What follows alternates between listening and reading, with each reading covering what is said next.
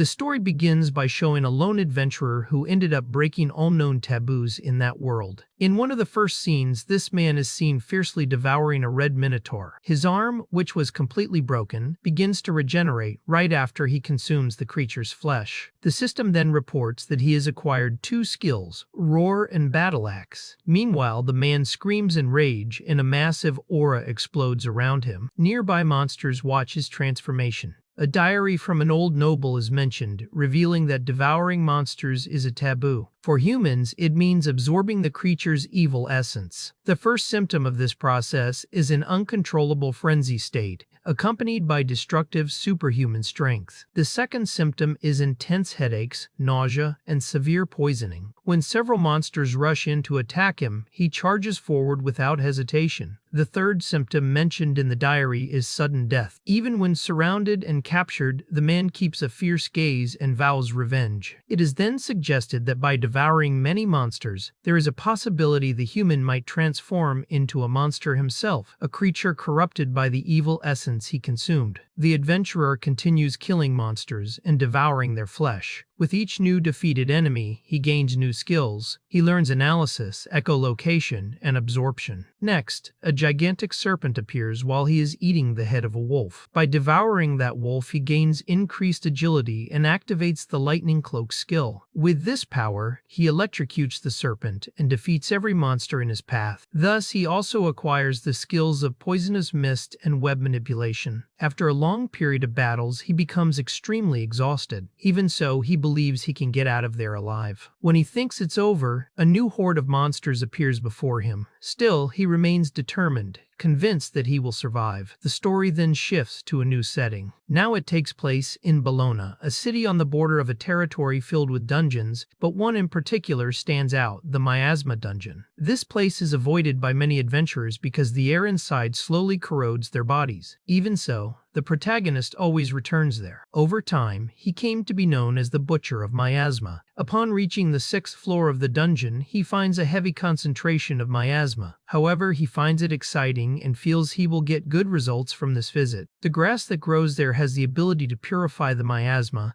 and has become a valuable source of income for him. He harvests only what is necessary, thinking it would be enough to last 3 days. Soon after, he notices the presence of miasma rats. Many of the monsters in that dungeon use poison and miasma, which explains why adventurers hate that place. But the protagonist believes none of them are a threat to him. He crosses the toxic cloud and kills one of the rats, but 2 others attack him right after. He continues fighting, facing huge creatures, when suddenly someone shouts fireball. The spell hits the rats and prevents him from being devoured. Next, a group of 3 adventurers appears beside him. One of them says he missed the shot, while another scolds him, saying he should have gotten closer before casting. The protagonist recognizes the faces from the Adventurers Guild. One of the boys approaches, extends his hand, and asks if his name is Rude, saying he looked like he was in a tough spot, so they decided to help. Rude refused to shake the boy's hand and stood up on his own. Still, he thanked them for the help. With irony, he said he would have been more thankful if they had warned him before throwing a fireball his way. The boy replied that's exactly what he did by shouting the name of the spell. The fattest one in the group then confirmed that the miasma grass colony was really there, and they all commented on their luck in finding it. But Rude was suspicious, finding it strange that they had followed him to the harvesting point. One of them replied that they were just adventurers trying to survive in a dungeon, and that it was just coincidence. They laughed and mocked Rude, saying that, as expected of the infamous Butcher of Miasma, he couldn't even thank people properly. Rude realized the situation wasn't in his favor. So, holding back his anger, he apologized and thanked the 3 adventurers. The scene shifted to Bologna, where Rude's current base was a restaurant called Full Belly. There, some men were attacking him. They said that every time that Butcher of Miasma walked in, he left a horrible smell that ruined the food. One of them said Rude was so dumb he hadn't even noticed that. They also said real adventurers had skills to defeat monsters, and that someone like Rude, with a useless skill like status abnormality nullification, couldn't even be called an adventurer. It was then explained that nullification of status abnormalities was a rare skill, useful only in places like miasma dungeons, as it protected the user from toxic effects and curses. But since it wasn't a combat-oriented skill, Rude was never accepted into any expedition group. Because of that, he ended up rejected and became known as the Butcher of Miasma, someone who explored the deeper floors alone in search of herbs and items. In other words, his useless skill turned him into a renegade adventurer. Lying on his bed, Rude reflected, feeling depressed. He was already an adult, but still fighting for his life against miserable rats in the dungeon. Even knowing that those rats weren't exactly normal, he wondered if he would spend his whole life being just the damned Butcher of Miasma. The scene then changed to the Adventurers Guild. Rude thought about finding a new colony while he still had some money, but upon arriving, he noticed the place was more crowded and noisy than usual. Curious, he approached the receptionist and asked if there was any good quest for him that day. She recognized him immediately as the Butcher of Miasma and said a new dungeon had been discovered. This made Rude excited because he knew that newly discovered dungeons were usually full of treasures and rare items. For him, it was a golden opportunity. He understood why so many people were gathered there. But before he could ask anything else, the receptionist said she needed to talk about the miasma herbs he always sold. She informed him that starting that day, their price would drop significantly. Upon hearing that, Rude panicked and wanted to know why. The woman explained that miasma dungeons had never been popular, and now that everyone was focusing on the new dungeon, the demand for those herbs would vanish. This left Rude even more frustrated. She explained that the new dungeon was located in the Avelio mountains, but that he didn't have permission to go there. Surprised, he asked why he couldn't. She replied that the minimum requirement to enter was being rank D, while Rude was only rank E. This filled him with rage. He said he really wanted to explore that new dungeon and asked if there was anything he could do to get a spot. The receptionist answered that those were just the rules. Even if he went there, he would only die for nothing. Suddenly, a blond man appeared and asked if he really wanted to enter the new dungeon that badly. He said that if Rude wanted to, he could join his group as a porter. The scene then shifted to a moving carriage. The group was already on their way to the new dungeon, and Rude was silently accompanying them. The blond boy commented that it was good they had found Rude, because they were looking for someone to carry supplies, but no one had accepted the job. Rude listened silently and thought that since all the adventurers were busy with the new dungeon, it really would be hard to find a porter. The other two group members commented with disdain that of all possible options, they ended up with the Butcher of Miasma, and that there was no one better available. The blond boy asked them to stop with those provocations. He said that Rude was a veteran adventurer, and that it was much better to count on someone experienced than a beginner. Then he introduced himself again, saying his name was Bayer, leader of the group known as the Scarlet Blades. His two companions were named Sasha and Rick, both rank D adventurers. Rude then formally introduced himself, saying he was a rank E adventurer from the region and that he was satisfied to work with them. Before starting the mission, Bayer asked Rude to show his status. He wanted to get a better idea of his abilities, so he asked if he could see his guild card. Rude agreed and showed the card. The system displayed his information, level 7, human race, normal condition, rank E, and all his skills. Bayer was surprised to see that Rude also had fire magic. Rude explained that the power was too weak to be useful in battle, but it was still good for lighting dark places or cooking. Bayer, smiling, said that was already quite useful and said they would count on him for the mission. The group finally arrived at the entrance of the new dungeon. Everyone was excited in front of the massive gate. Bayer explained that this was the newly discovered Avelio dungeon. Sasha, excited, commented that they seemed to be the first ones there. Rick, eager, wanted to start exploring right away. But as soon as they opened the door, everyone was surprised. The dungeon was already crowded. There were adventurers everywhere, some collecting miasma, others fighting monsters, and even groups looting treasures. Sasha, annoyed, complained about seeing so many people there. Bayer concluded that the first floor had already been completely explored. Rick suggested they should go down quickly, as there would probably be fewer adventurers on the lower floors. Sasha agreed, but Rude warned them that since it was a newly discovered dungeon, the ideal approach would be to map the first layer carefully before advancing. Sasha mocked the idea, asking if he really thought he had the right to give opinions. Rick added that it was exactly because of that kind of thinking that he was still just rank E. Bayer then stepped in and told the two to stop with the provocations. He said Rude didn't mean any harm. However, he admitted he agreed with his companions, stating that if they continued at that pace, they wouldn't get good results. That's why they really needed to explore the deeper floors. The group descended to the 4th layer. As soon as they arrived, a wolf attacked them. Rick protected Rude and struck the creature's head. He told him to stop being afraid of such weak monsters. Sasha electrocuted the wolves with her magic, while Bayer cut them in half with his sword. Watching everything, Rude realized how strong they all were, and that he himself could barely move in that dungeon. After a while, they managed to defeat all the wolves. Sasha said they had made the right decision by advancing and that it was great being in an area without other groups. Bayer added that the monsters weren't that strong and that they had found some good treasures. Rick ordered Rude to collect the materials from the monsters he had defeated, but Rude replied that the bodies were too damaged and that the magic stones were probably destroyed along with them. Rick, irritated, said he didn't even know if they were really destroyed and accused Rude of being lazy. Though angry, Rude didn't answer. He just went to the corpses and began working. He stopped in front of a completely torn apart wolf covered in guts and foul-smelling blood and wondered why that guy had to overdo it so much. Thinking about how to deal with the body, he activated his fire magic and considered whether it would be easier to burn part of the corpse. Rick, seeing this, joked by asking if he was really about to cook the monster. He added that after so much time inside, he was also starting to feel hungry, and that those corpses were even starting to look appetizing. Sasha, shocked, called him disgusting and told him to stop. She reminded them that eating monster meat was a taboo among adventurers,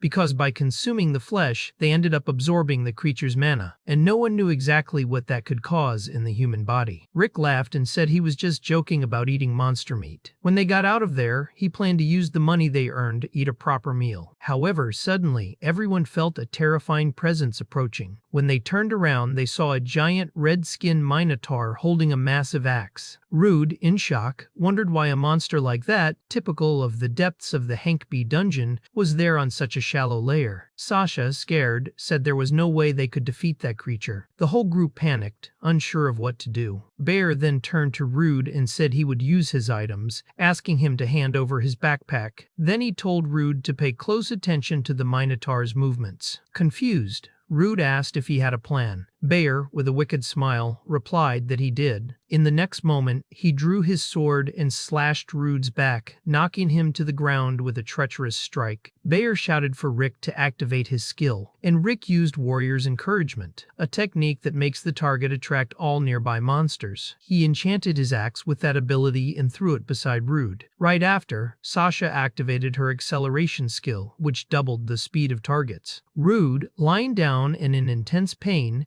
realized what was happening and furiously asked if they had planned to abandon him from the beginning. With a cold expression completely different from the one he had shown before, Bayer replied that there was no other reason for bringing the Butcher of Miasma with them. The group began to flee, shouting for Rude to buy them as much time as possible. Consumed by rage, Rude screamed, betrayed, and humiliated. But there was no time to think. The Minotaur was already preparing an attack. The blow missed by inches, hitting the ground. Rude let out a nervous laugh when he realized he had dodged by instinct, but he knew this was the end of the line for him. The Minotaur then charged and slammed into Rude with a brutal shoulder hit, launching him against the wall. Upon impact, the wall broke and revealed a massive hole behind it. Both Rude and the Minotaur fell together into the abyss. After falling from a ridiculous height, Rude opened his eyes, dazed, and wondered if he was still alive. To his surprise, he realized he had landed on the Minotaur itself, which had cushioned his fall and, ironically, saved his life. However, his arm was completely shattered. He knew he couldn't stay there for long. Even if no more monsters appeared, he would die from blood loss or starvation before having any chance of recovery. The pain and hunger were unbearable. He needed to eat something immediately. He looked at the Minotaur's body.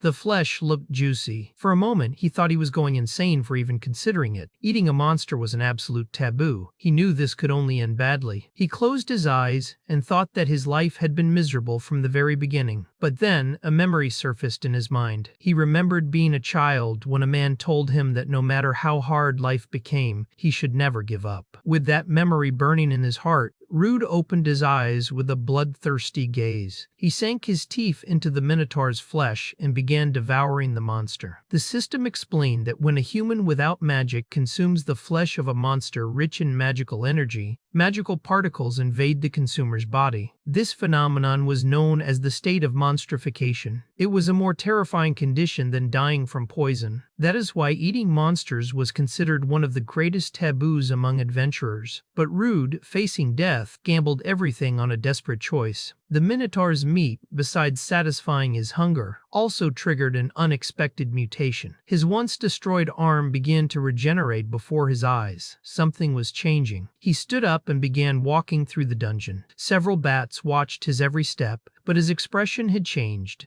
Now, it looked more like that of a monster than a human. When the bats attacked him, he activated a new skill. It was Roar, a technique that released a sound wave so powerful it intimidated enemies and made them retreat. Rude knocked out some of the bats with his presence alone, making the others flee as if affected by a power similar to Conqueror's Haki. He then activated a new skill called Physical Reinforcement, which temporarily boosted his strength. With the axe he had found, he defeated the bats and began devouring their bodies. By doing this, he acquired a new skill called echolocation, which allowed him to detect creatures nearby and was especially effective in the dark. As soon as he activated this ability, he realized that many monsters were approaching. Hordes were coming his way, and Rude, determined, prepared to face them all. He began eliminating every monster that crossed his path. He felt that the axe fit perfectly in his hand, and with echolocation, he no longer needed magic to detect enemies. As he advanced, he killed the monsters and devoured their flesh, feeling a surge of power flow through his body each time. After defeating several enemies, Rude finally emerged from the dungeon. He threw the axe to the ground, looked up at the sky, and shouted in relief for having survived. The scene then shifted to the Adventurers Guild. The atmosphere was tense. A man, the guildmaster of Bologna named Lancarsi, explained that after hearing the group's report, he had gathered all the adventurers who had been in the dungeon except Rude. Bayer, faking sadness, said that when they encountered the Minotaur on the 4th floor, Rude was killed before they could help him. He said that if they had noticed the monster's presence earlier, they might have saved their companion. Sasha pretended to cry, while Rick also played along with the act. Lancarsi then declared that he understood the situation and that from that moment on, entry into that dungeon would be forbidden. At that moment, the guild receptionist, who was feeling down, was surprised to see Rude walk through the door. Everyone was shocked. It was him, the butcher of miasma, and no one could understand how he had survived. Bayer rushed to hug him, pretending to be overjoyed, but whispered into Rude's ear that if he said anything, he would be killed. The rest of the group began greeting him, asking if he was okay, if he was injured,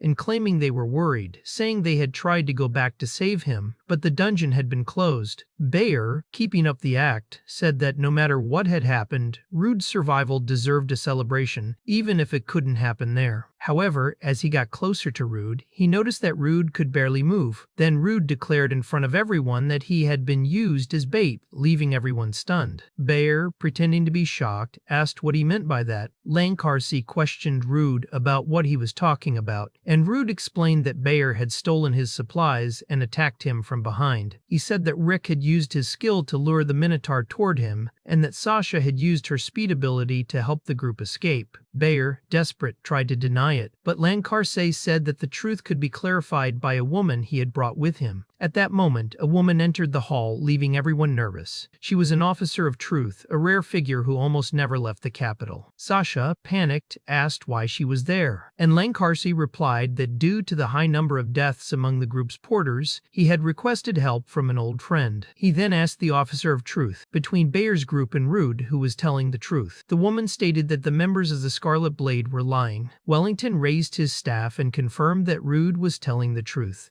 shocking all the adventurers present. Bayer, furious, asked how she could know that, and Lancarsi explained that the officer's ability was truth. He said that this ability could not be acquired after reaching adulthood, and its precision rivaled that of unique skills. He added that lies could not get past her ability, and that there was nothing more reliable than the words of someone who had dedicated all their power to the nation. In the end, Lancarsi declared that abandoning a companion was a taboo among adventurers, and Bayer's group not only abandoned Rude but also injured him and used him as bait. Even without investigating their other crimes, that alone was enough to revoke their adventurer licenses, reducing them to slaves. Sasha and Rick panicked, refusing to accept what they had just heard. Bayer, furious at being exposed, said it was inconceivable for someone like him to be reduced to a slave. He claimed that if it weren't for the officer of truth, no one would have discovered his plan. Consumed by rage, he tried to attack the officer, but Rude quickly stepped in front of her, protecting her. He firmly said Bayer should not dare touch her. Then, he punched Bayer in the face, sending him flying, which left everyone there stunned by Rude's strength. Soon after, the scene shifted to the Adventurers Guild reception room. Lancarse apologized to Rude for bothering him, saying he was probably very tired. Rude replied that it was all right. Lancarse then informed him that the 3 adventurers involved in the betrayal had been captured by his team and would be interrogated. If it was confirmed they were repeat offenders accustomed to using porters as bait, all members of the Scarlet Blade would lose their possessions and their status as adventurers,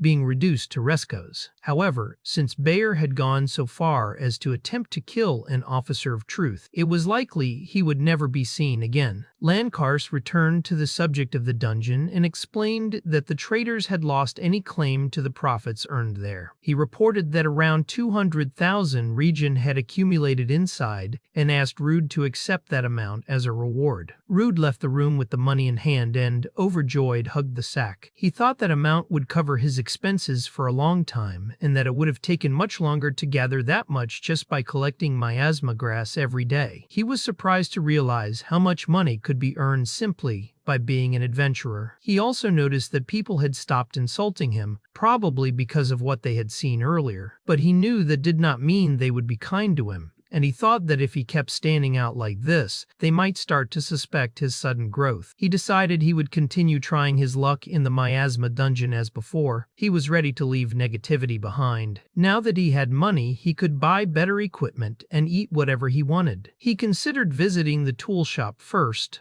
but a specific bag caught his attention. He also thought about getting something to eat. The next day, Rude returned to the miasma dungeon. This time, he managed to defeat the rats easily. He found it amazing to think that if it had been the day before, he would have been running from those 5 rats. He activated his analysis skill and viewed all the status information of one of the miasma rats. He mentally noted that this was the skill he had obtained from devouring a strange monster and that it could even be used on corpses. He discovered the rats were level 9 and began to wonder how much his own stats had increased. Since he had defeated them easily, he assumed he was around level 20. However, when he opened his status screen, he was surprised to see he was already level 42. All his attributes had increased drastically, which amazed him since the day before he had still been in rank S. It was something extremely rare. He decided to check the abilities he had acquired. When he opened his inventory, he found a true arsenal. There were so many that he couldn't even count them. He then remembered the place where he had previously fallen in the dungeon. The wall that had broken was now sealed, and so the new dungeon would remain inaccessible for a while. That day, Rude had only planned a light exploration in the miasma dungeon, but upon seeing so many new abilities, he became excited to test them. He wanted to see how effective they would be on the deeper floors. He was also curious to use the new bag he had bought.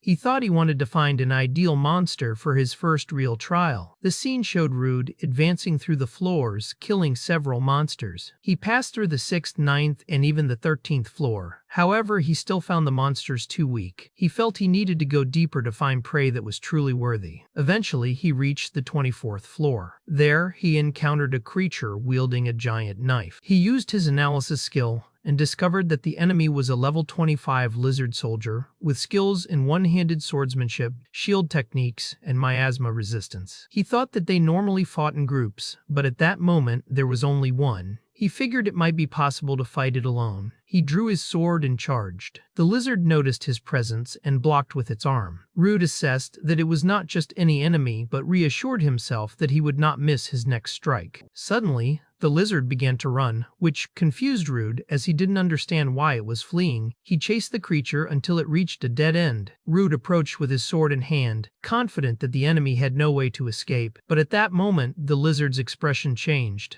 Now, it looked like the predator, not the prey. Rude realized too late that he had walked into a trap. Two other lizard soldiers appeared behind him, surrounding him. Even with his current high level, the situation was becoming critical. The soldiers began attacking him. Rude knew he had to defeat at least one of those enemies if he wanted to advance. So, he chose to strike first. When he lunged at one of them, the lizard was able to block his sword. Even so, Rude remained determined and decided to end it quickly. Just as he was about to finish the enemy, another lizard appeared in front with a shield, protecting its companion. Immediately after, a third one attacked Rude from behind. He smiled as he barely dodged and started wondering how many more would appear. Rude noticed that the enemies were working together in a very coordinated way, using advanced ambush tactics. While thinking about this, he heard a sharp sound in the distance and then saw a lizard different from the others. Upon closer inspection, he realized it was the Lizard General, level 32. Its skills included one-handed swordsmanship, shield techniques, miasma resistance, and command. Rude smiled, realizing he had finally found the leader. The general began shouting and all the lizard soldiers charged at Rude at once. He quickly activated his physical reinforcement skill and struck multiple enemies simultaneously. Using the head of one as a springboard, he leaped directly toward the general, landing a solid hit. However, to his surprise, the attack had no effect at all. The general tried to counterattack, and Rude realized he would not have time to dodge. So he activated his iron body skill to withstand the blow. He thought he was not the only one with a trick up his sleeve, and activated his analysis skill again, trying to understand what was going on. He had definitely felt the impact of the previous blow, but had been unable to injure the general. That was strange, since the general had no reinforcement or resistance abilities. Suspicious, Rude began analyzing the other lizards, and noticed that one of them had a massive wound on his chest. When he checked its skills, he discovered it had the substitution ability. That explained everything. It was that lizard that was taking the damage in the general's place. Without wasting any time, Rude rushed at him and killed him instantly. He commented to himself that it must be tough being a subordinate whose only purpose was to take hits,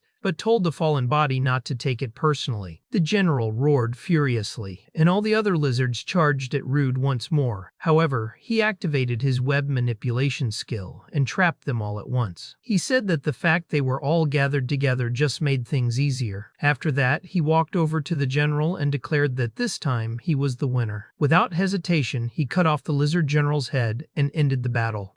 With victory secured, Rude said it was finally time to eat. He grabbed the magic pouch he had bought with the money from the guild. That bag had an internally expanded space through magic and weighed nothing when closed. Inside, Rude had stored cooking utensils and some spices. When he had fallen into that hidden floor, he had been desperate to survive, but he had always wanted to try this kind of food. He began slicing the lizard meat and soon placed it on a skillet to fry. He was curious to know whether monster meat, once cooked and seasoned, would taste good. Mouth-watering, he tasted the meat and discovered it was far more delicious than he expected. He was impressed by how tasty it was and told himself he could get addicted to that flavor. After eating, Rude gained new abilities: one-handed swordsmanship, shield techniques, miasma resistance, and command. However, he remained intrigued by why the meat tasted so good. He wondered if it had something to do with the magical particles inside monsters. He recalled that the skills from the Minotaur, the spider armor,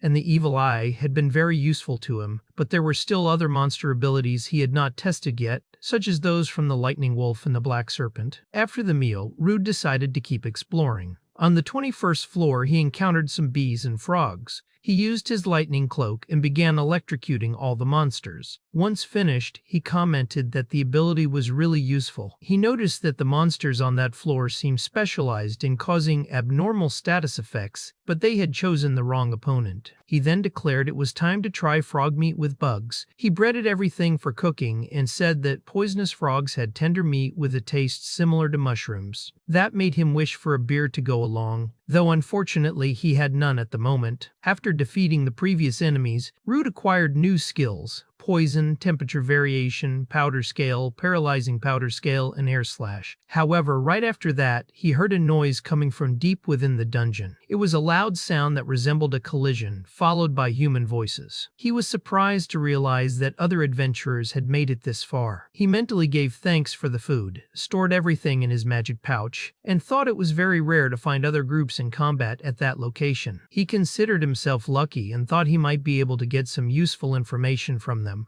Meanwhile, the scene showed a group fighting against a hooded figure. One of the men complained about the strength of the woman's strikes and said he hadn't expected her to still have so much mana left. Another commented that the effort to capture her would be worth it. Then they removed the woman's hood, revealing she was an elf. One of the men wondered how much she would be worth on the black market. At that moment, Rude appeared, saying he had hoped to find friendly adventurers. He said he didn't know exactly what was going on, but he couldn't just stand by while a woman was being beaten like that. The man with a scar over his eye asked who he was, and Rude, smiling, replied that he was just an adventurer, though of a lower rank. The elf, worried, warned him to run away as fast as possible because those men were adventurer hunters. Rude activated his analysis skill and realized he had heard of them before as high-level adventurers. However, when he tried to analyze the man with the scar, he couldn't see his status. The only visible detail was level 65. The others were level 52, 56, and 58. Rude suspected they were using concealment skills or some kind of magical item. The highest level man ordered his underlings to attack Rude. He was surprised by the speed of one of the enemies, but managed to defend himself with his sword. The blond man praised his defense, but Rude mockingly said that was nothing since he himself was weak. The enemy, angered by the mockery, charged at him again. Rude then activated his poison skill and spat directly into the enemy's face, who fell to the ground screaming in pain as his face was corroded. The man, agonizing, said Rude looked like a monster. Rude himself admitted that this way of fighting was ugly and unfit for an adventurer, but it was the only way someone like him could survive. The scarred man realized that attack came from a unique poison skill and concluded that Rude could no longer be underestimated. He therefore ordered all three to attack at once. They charged in with full force, and Rude thought that if he paused for even a second, he would be killed. He was caught off guard and almost took a kick to the face, but activated his iron body skill at the last moment.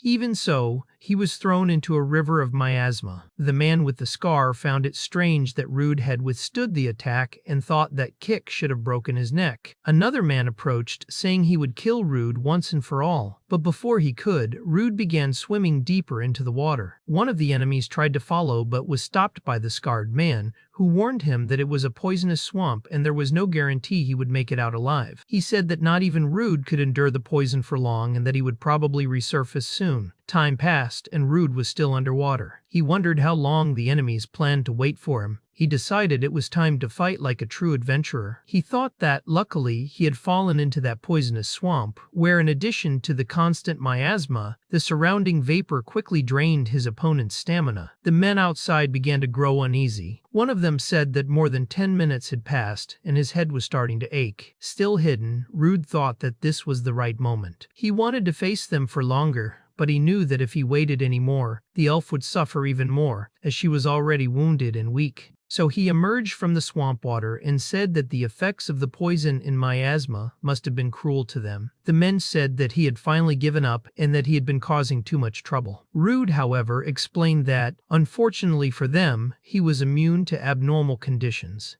That was why he couldn't even understand how much they were suffering at that moment. The scarred man quickly realized that Rude possessed the abnormal status nullification ability. With that, he understood he had been tricked and immediately ordered his companions to attack. They rushed at Rude, but the swamp's poison began to gradually drain their stamina, while the accumulated miasma reduced their stats. One of the enemies tried to strike Rude from behind, but he activated his iron body skill again and resisted the blow. Then he used his lightning cloak and electrocuted both opponents at once. After frying them, one of them cursed Rude angrily, but Rude didn't hesitate and activated his new skill, Air Slash, finishing both of them off with a precise strike. The scarred man was stunned to see that Rude wielded abilities like poison, iron body, lightning cloak, and now air slash. He wondered how a human could have so many skills that were typically associated with monsters. Rude, however, said that none of that mattered. The man thought that normally he would have the upper hand in physical combat against any human, but the miasma in the area was weakening him. Even so, he activated his agility boost and charged at Rude. However, Rude responded with a physical reinforcement and, with a powerful blow, shattered the enemy's sword and cut him in half as if it were nothing. He commented that, if not for the abnormal status effects, that man would have been much stronger. The scene then shifted to the elf, who thanked him for saving her. She said she didn't know what would have happened if it weren't for him. Rude replied that he couldn't leave her in such a miserable situation. Even while trying to remain composed,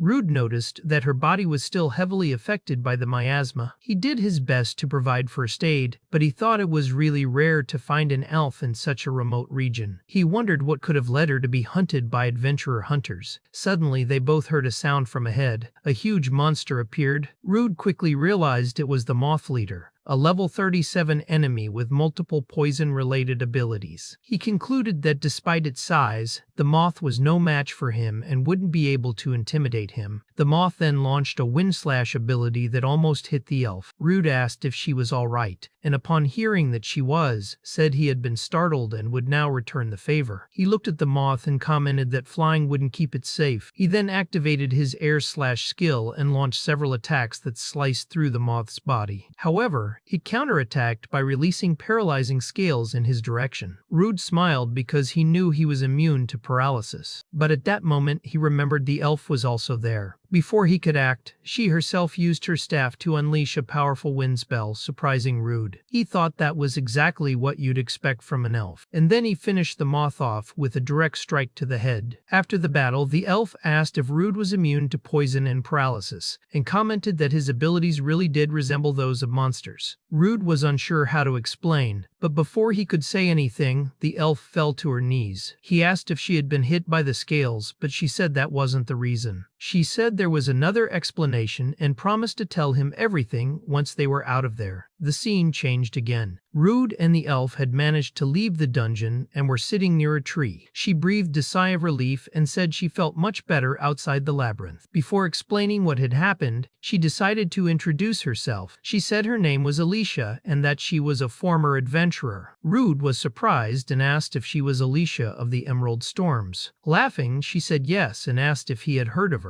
Rude confirmed, saying of course he had. She was part of the most renowned S-rank party in the kingdom of Ludius, the Azuri Trails, and everyone knew the members of that legendary group. But as far as he remembered, the Azuri Trails had been wiped out.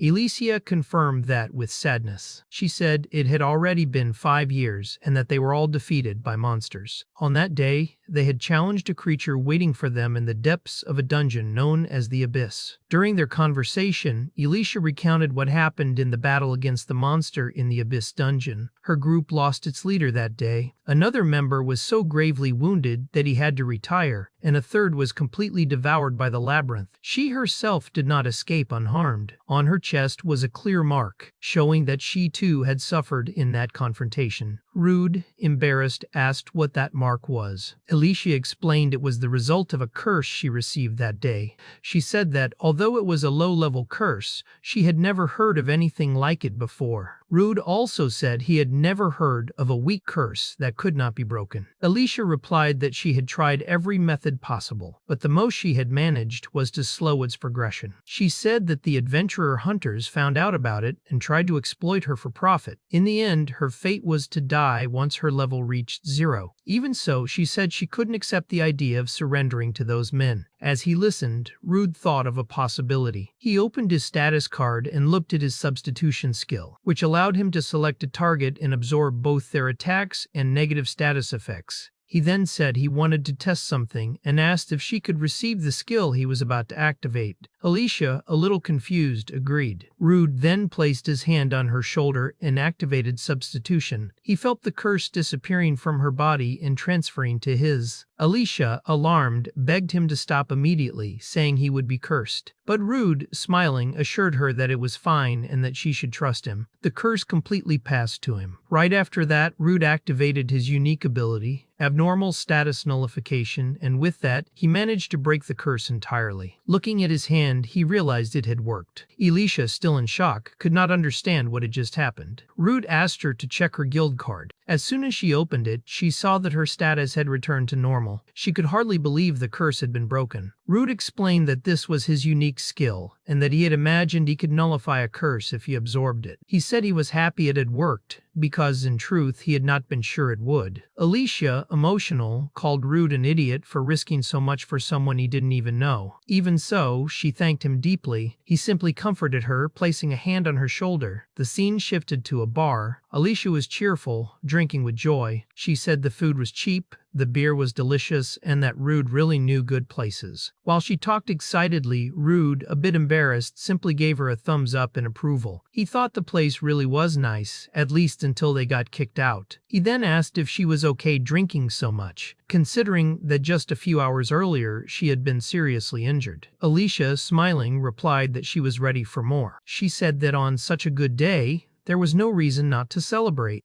The two made a toast, and then Rude asked what she planned to do from then on. Alicia said that, before anything else, she wanted to get to know him better. With a gentle expression, she asked why he had decided to become an adventurer. Rude explained that a long time ago, the village where he lived had been attacked by monsters. These monsters killed his family, his friends, and destroyed everything he had. However, thanks to an S-rank adventurer, he survived. A scene showed that adventurer saving young Rude from a group of monsters. Rude said he would never forget that image. Since then, he had dreamed of becoming an S-rank adventurer too, so he could help others. That was his greatest goal. Alicia smiled and said he had a noble objective. Rude asked if she didn't think that was ridiculous, but Alicia replied that she had also dreamed of reaching S-rank. She said she always wanted to become stronger and stronger until she was cursed. Even so, she was sure that some of her former companions were still alive, trapped deep in the dungeon known as the Abyss. That's why, no matter what happened, she intended to challenge that monster again. But for now, they both knew they needed to become stronger, each to achieve their own goal. After everything they had gone through together, Alicia looked at Rude and asked if he would like to form a party with her. Rude was a little confused by the request, unsure how to respond.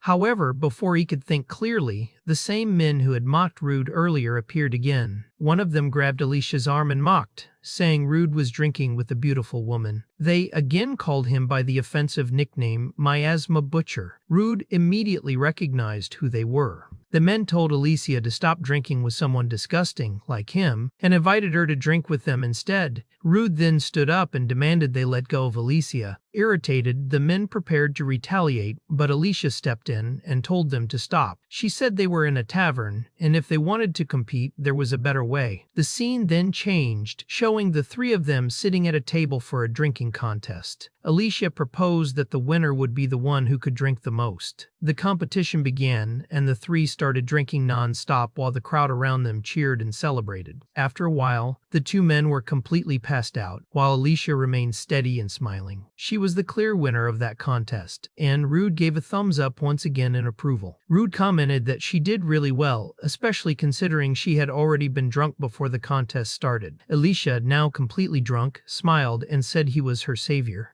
She said she hadn't fallen so low as to sit and watch while people mocked the man who had saved her. But before she could finish speaking, she collapsed onto Rude's lap. He sighed and said he had no choice. Then, he activated his substitution ability once more, transferring the drunkenness to himself. Immediately, Alicia woke up. Rude explained that he had taken the drunkenness from her, since he couldn't get drunk. Alicia, impressed, commented that first he had lifted her curse, and now even her drunkenness. She said she had never seen such an incredible skill and, more than ever, wanted to form a party with him. But if anyone thought she would stop drinking, they were completely wrong. The first thing Alicia did was go straight to the counter to drink more. She stopped in front of a silver plaque where the name of a special dish was written. She said it was a shame she couldn't try that dish. The bartender explained that monsters had taken over the fishing fields of Barnamos, and that he had already sent a request to a guild. However, all the high-level adventurers were busy. He then asked if Rude and Alicia could accept the mission. The scene shifted to the fishing fields. Rude and Alicia were in a boat sailing to the waters of Barnamos. Alicia, excited, said they were at the fishing field and would defeat the monsters quickly so they could try the special dish. But suddenly, a monster emerged from the water and attacked. Rude, smiling, said they had finally found the creature the restaurant owner had spoken of. However, Alicia asked him to look more closely. From above, they could see several monsters surrounding the boat. Rude activated his analysis ability and identified that all of them were level 23, with skills like high-speed swimming, water bullets, and long-range attack accuracy like snipers. The monsters began firing water bullets at him,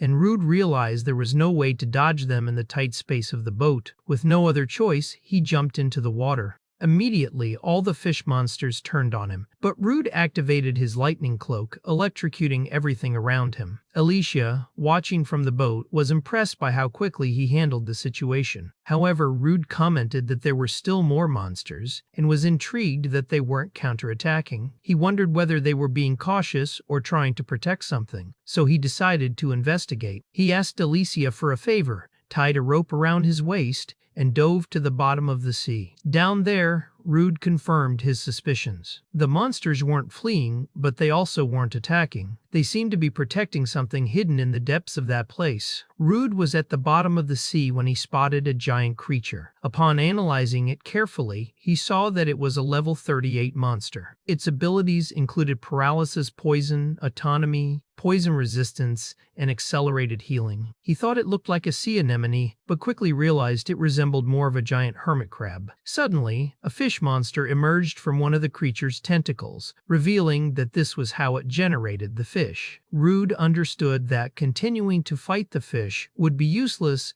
as long as the real enemy remained untouched. Since the crab showed no sign of a direct attack, he decided to get ready. However, he was soon caught off guard. Fish clung to his legs and began attacking him. That was when he realized the monsters were only distracting him, so he wouldn't notice the movements of the tentacles. Using his lightning cloak ability, Rude electrocuted everything around him, believing the crab would also be affected since it was in direct contact. Observing the tentacles, he noticed they were no longer connected to the creature's body. He then remembered the monster's autonomy skill. As soon as it felt the electric shock, the crab had severed its own tentacles to avoid further damage. At that moment, the crab charged at him. Since Rude had been underwater for a long time, he was starting to run out of air. He pulled the emergency rope, trusting that Alicia would rescue him. Using her wind magic, she quickly pulled him back to the surface. Out of the water, she asked if he was all right. Rude thanked her for saving his life and explained that there was a boss down there that kept producing fish and had an accelerated healing ability. That's why he needed to go back down as soon as possible. Alicia commented that the monsters had a huge advantage underwater and that her magic couldn't reach them there. She then asked if Rude had a plan. He said there was only one way and that he needed to decide quickly. Since she had trusted him enough to reveal her curse and even asked to form a party together, he felt he also needed to share his secret with her before she made her own choice. He picked up one of the dead fish and asked her not to tell anyone because he was about to show her something important.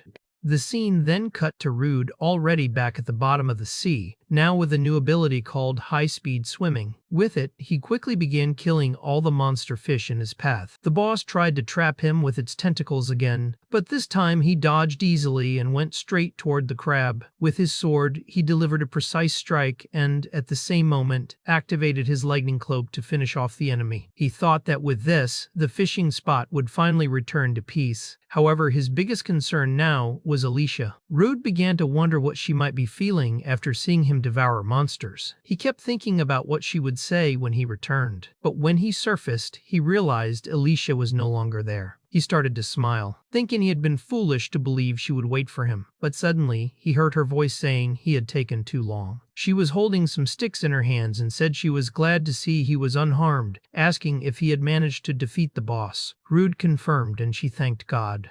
Alicia explained that she couldn't just sit there waiting, so she decided to collect wood to build a fire to help dry his clothes. Surprised, Rude asked if she was really okay after what she had seen. She replied that at first she had been a little shocked, but the fact that he trusted her enough to reveal his secret made her happier than anything else. He thanked her for staying, but said he still wanted to absorb the boss's abilities. So he cut off a piece of it and brought it with him, though he thought it would be strange to eat it in front of her. Instead, he caught some regular fish for her, including a barnama, and said that even though it might be odd to eat next to a monster, she didn't seem to mind it at all. Alicia, excited, said she would definitely eat it. At sunset, while they were eating together, Rude said he would use the moment to tell her about the first time he ate a monster. Later that night, Alicia was eating enthusiastically and praised the taste of the food. Even so, she was still surprised that Rude consumed monster meat and asked if that was the reason he had eaten his first one. Rude replied that it was exactly that which had allowed a weak E rank like him to get closer to his dream. Alicia then said she finally understood. He had used that power to save her from the adventurer hunters and the curse she suffered. And in fact, when monsters were well prepared, they ended up tasting quite good. Rude had made grenade fillets with sautéed tentacles and, smiling,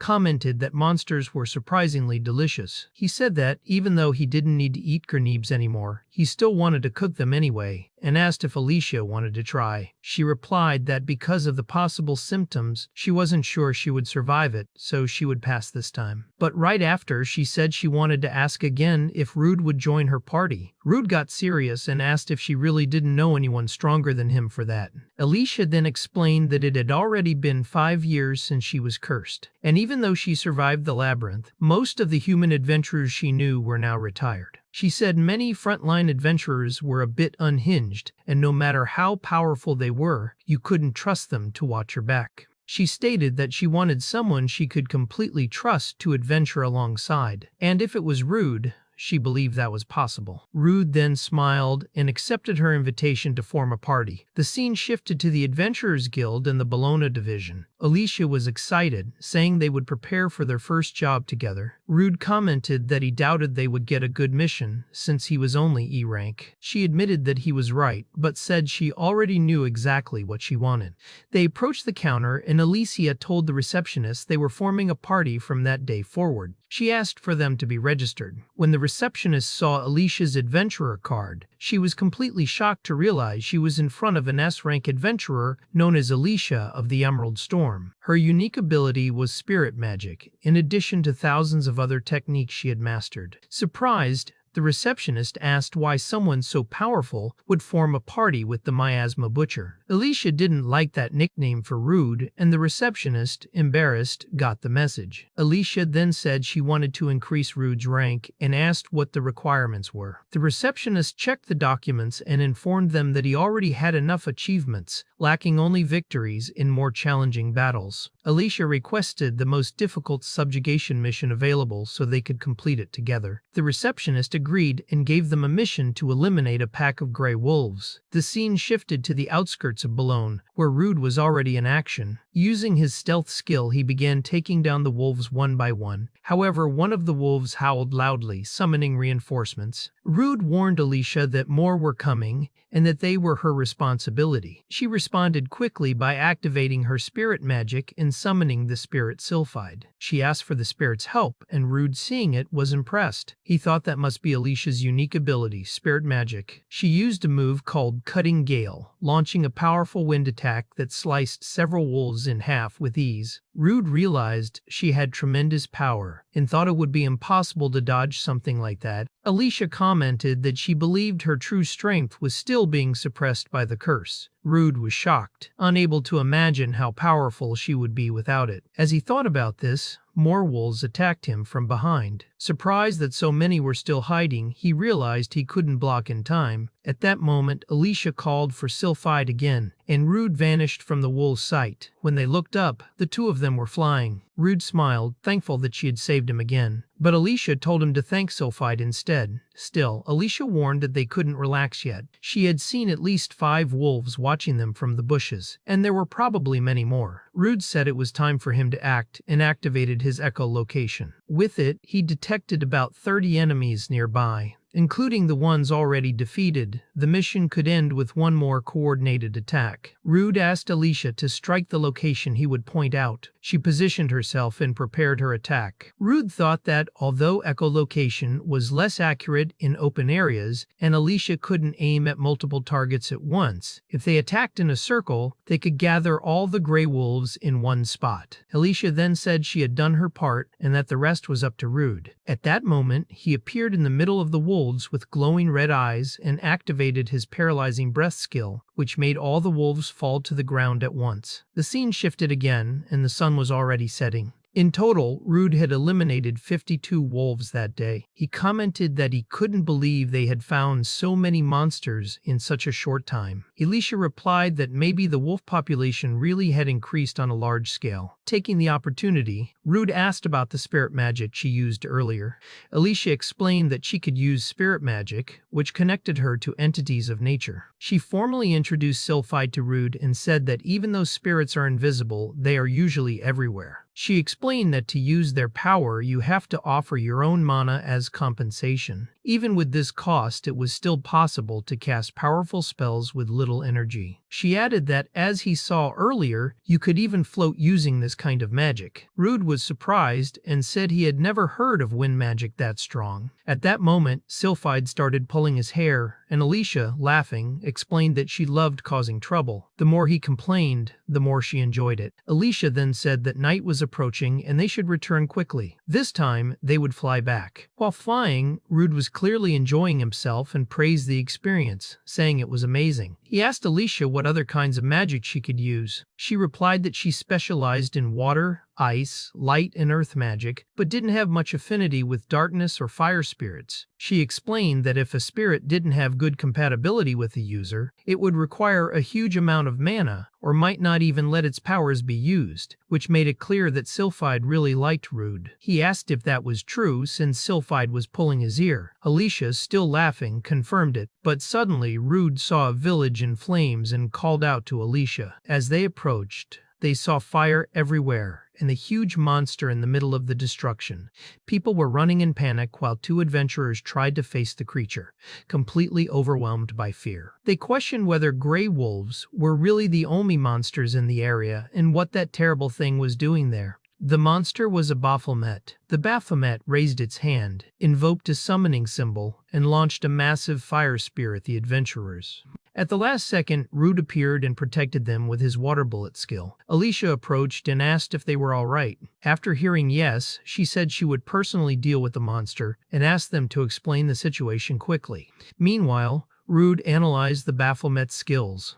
It had fire magic principles, echolocation, mana recovery boost, earth magic principles, and mental reinforcement. Even though it was lower in level than the Lizard General, its stats were on a completely different level. Rude realized this was no ordinary monster. The Baphomet then summoned 4 fire spears. Rude noted that his own fire magic was still too weak for direct combat, but if he could devour this monster, he might finally gain access to powerful fire magic for battle. That thought excited him. He tried to attack, but the Baphomet blocked with its iron claw. Rude then decided to try brute force, but the enemy quickly countered, launching more fire spears at close range. Rude barely managed to escape. Alicia asked if he was okay, and he said yes. In his mind, Rude realized the Baphomet had launched 2 spears and kept 2 in reserve, likely for defense. He understood this would be a very tough opponent. Alicia noted that the monster had raised its guard and said they should exchange information while they still could. She mentioned that the villagers had not been fully evacuated yet, but help had already been requested from the people they met earlier. Still, she wanted to avoid collateral damage to the village, so using a large-scale spell to defeat the enemy all at once wasn't an option. Rude thought that Alicia was probably low on mana after the previous battle and the flight to that location. Because of that, they couldn't rely on Sylphide's magic at the moment.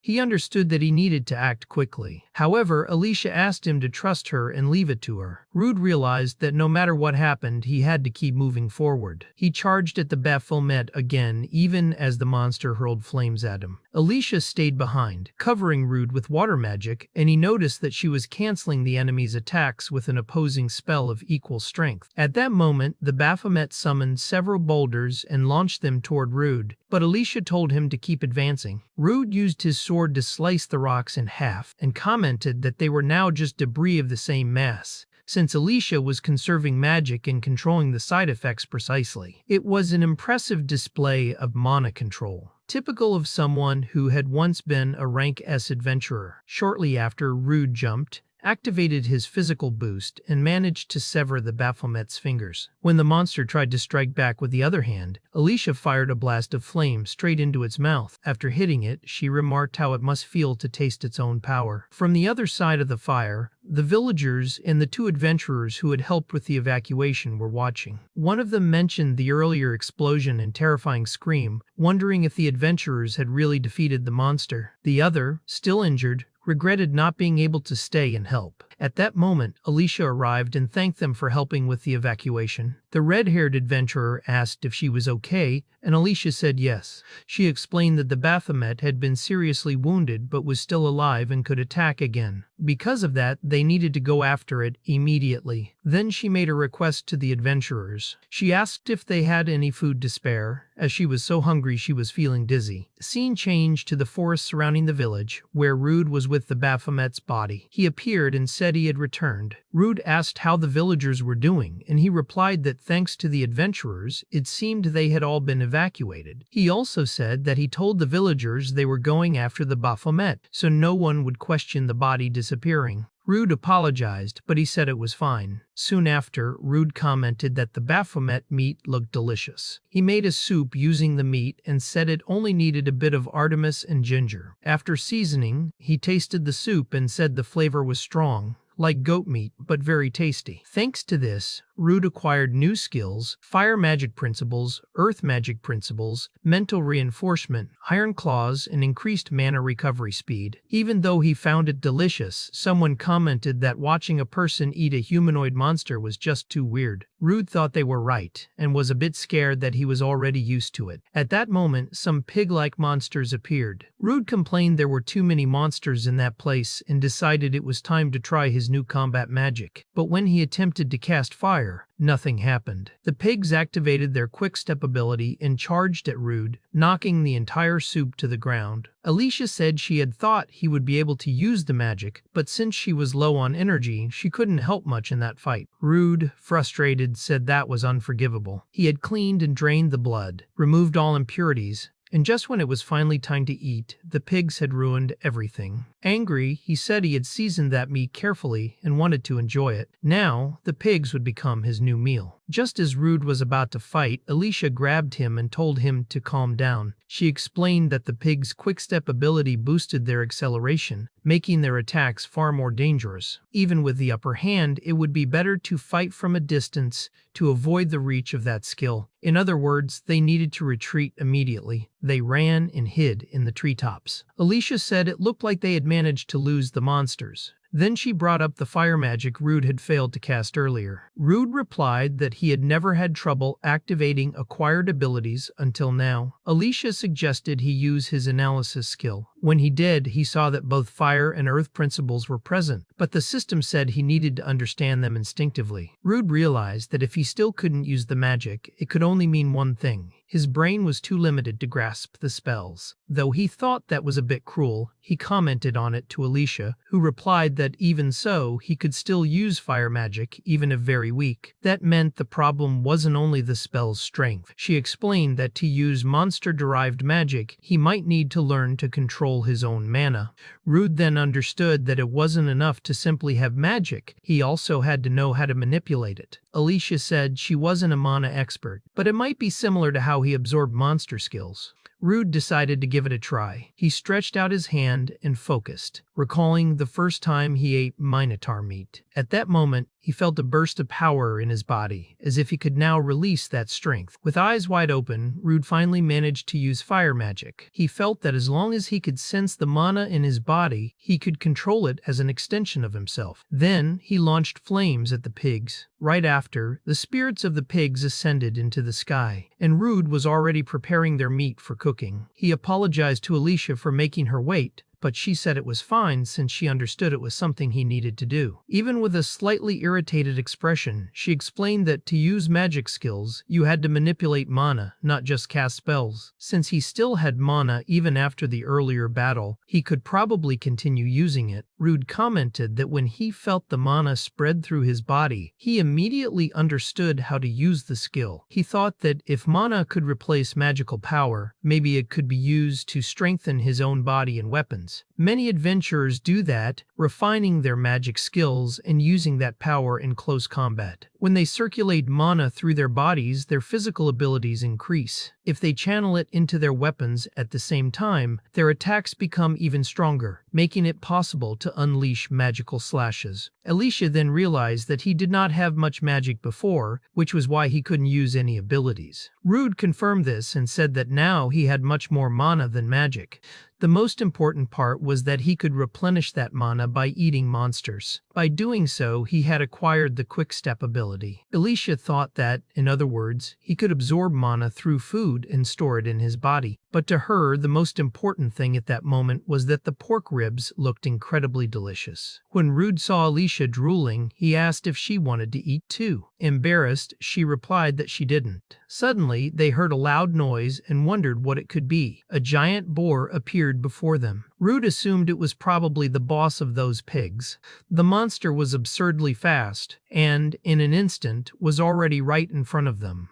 Rude managed to save Alicia just in time. She was shocked by its speed and thought that the moment she sensed it coming, the monster was already on top of her. Alicia wondered why there were so many monsters there, since they weren't in a dungeon. Rude, on the other hand, noticed that his food had been knocked away again, which made him furious. Irritated, he said he didn't want to be interrupted anymore, and commented that the monster looked perfect for a good roast. But he quickly realized it had fire resistance, so not even oil would work. Rude checked the monster's status and saw that they were very high. He activated his Earth Magic Principle skill, remembering that he only had Quick Step and fire resistance. Even so, he told the monster that it was about to feel the wrath of a glutton and summoned a stone hand to strike. However, the hand shattered easily, leaving Rude confused. The boar's body seemed to be made of iron. The boar then hit Rude with a powerful headbutt, throwing him far away. Without wasting time, it charged at Alicia, who quickly summoned Sylphide, her wind spirit. She unleashed its power with wind magic and thought she had hit the target, but realized the monster hadn't even used defensive abilities. Its muscles and fur were naturally thick and tough. Neither wind nor earth magic seemed strong enough to stop it. Rude saw the monster coming again, but suddenly it stopped. That happened because Rude had activated his roar ability. Firmly, he demanded that the monster not dare ignore him, since their fight was not over yet. He knew he couldn't use Quick Step or Iron Body anymore. He thought that if the fight turned into a battle of endurance, the monster might target Alicia. He assessed his options and concluded he didn't have any skill capable of taking down the enemy in one blow. However, he noticed that the creature only seemed capable of charging in a straight line. Rude then closed his eyes and, for the first time, decided to try something new. Raising his sword, he focused on gathering mana inside his body, imagining it flowing into the blade. The moment the monster got close, Rude dashed forward and cut it in half with a single strike, leaving Alicia completely stunned. Frightened, she asked if he had used mana to enhance the sword, even without having trained for that. Rude replied that he just tried because he felt he could, since mana was leaking from his body. However, right after that, the sword he used shattered into many pieces, which left him completely desperate. Downcast, Rude said he had used that sword a lot, and now there was nothing more to do. Alicia remarked that the weapon probably couldn't handle the amount of mana poured into it, and that a weapon was almost like an extension of an adventurer's body. That's why she knew how sad he must be over the loss. Rude agreed and resigned, said it was better to call it a day. Before that, he went to collect some of the boar's meat. The scene then shifted to the 7th layer of the miasma dungeon, where some adventurers were struggling against the miasma rats. After defeating them, they commented that this was a superior version of the creature, called the Great Miasma Rat, and that it had been an extremely difficult enemy. One of them even said that, even though the rats were strong, they were no match for their teamwork. In the middle of the conversation, one of the adventurers stopped talking. The others asked what had happened, and he replied that he thought he had heard a voice coming from deep within. Then, one of them noticed a strange staircase and wondered why there would be a passage like that there. Curious, they decided to go down and investigate. When they got to the bottom, they found a treasure chest. One of them said it didn't look like a trap, while another wondered what could be inside. When they opened the chest, they found a beautiful sword. Everyone was impressed and felt a magical aura coming from it, thinking they could sell it for a good price. One of the adventurers asked if they were sure the sword wasn't cursed. Another told him to stop being so pessimistic and said they should enjoy their luck, since it had been a while since they had seen the miasma butcher, and, without him, they no longer had an easy way to make money. They believed that sword was a blessing from the heavens as a reward for their effort that night. As they celebrated, one of them mentioned that he had heard the miasma butcher was now traveling with a very beautiful elf. The others laughed and mocked him, saying he thought too highly of himself, but that next time they met him they would teach him a lesson and put him in his place. Despite the light atmosphere, the chubby boy in the group was still suspicious of the sword. And just before the scene changed, the sword began to whisper, asking to kill. The next scene took place in the border city of Bologna, where Rude was thinking about his new sword. He decided to visit an old acquaintance, the owner of the weapon shop, to ask for advice. There he found the blacksmith Dowen, who examined the broken pieces of the sword.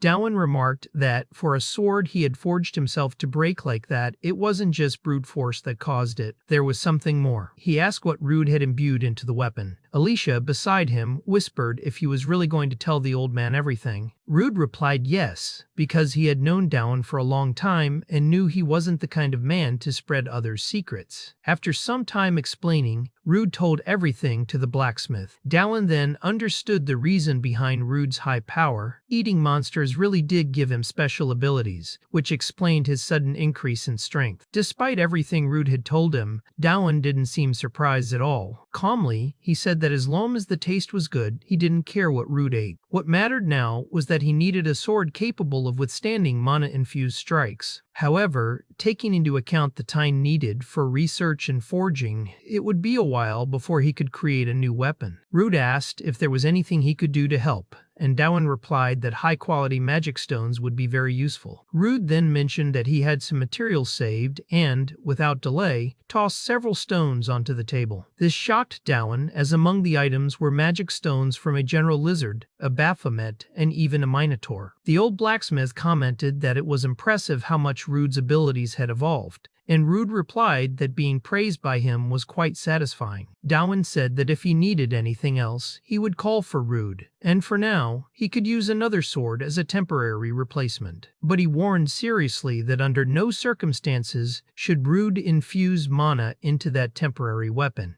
If he broke it, Dowen would demand an absurd amount of compensation. The scene then shifted to a bar, where Alicia was already drinking again. She commented that from now on they would use magical attacks as part of their strategy. Rude said that old Dowen was really scary when it came to swords. Alicia, while acknowledging that he was intense, said she was happy to meet Rude's first friend. He, in turn, apologized for being such a lonely guy. Then, the adventurers who had found the mysterious sword approached, saying it looked like they were having fun and asked if they could join them. One of them again called Rude the miasma butcher. The atmosphere grew tense, and Alicia stood up asking if they had a problem. If so, they could settle it with a good drinking contest, like proper adventurers. Before they could respond, one of the adventurers started trembling and collapsed on the table, leaving his friends alarmed. His name was Rondo. One of his friends asked if he had drunk something strange, but then noticed Rondo was still holding the sword, now emanating a strange red aura. He questioned why Rondo still hadn't sold that weapon and realized it was still whispering to kill. Rondo, in a disturbed tone, told the sword to shut up and, in a sudden outburst,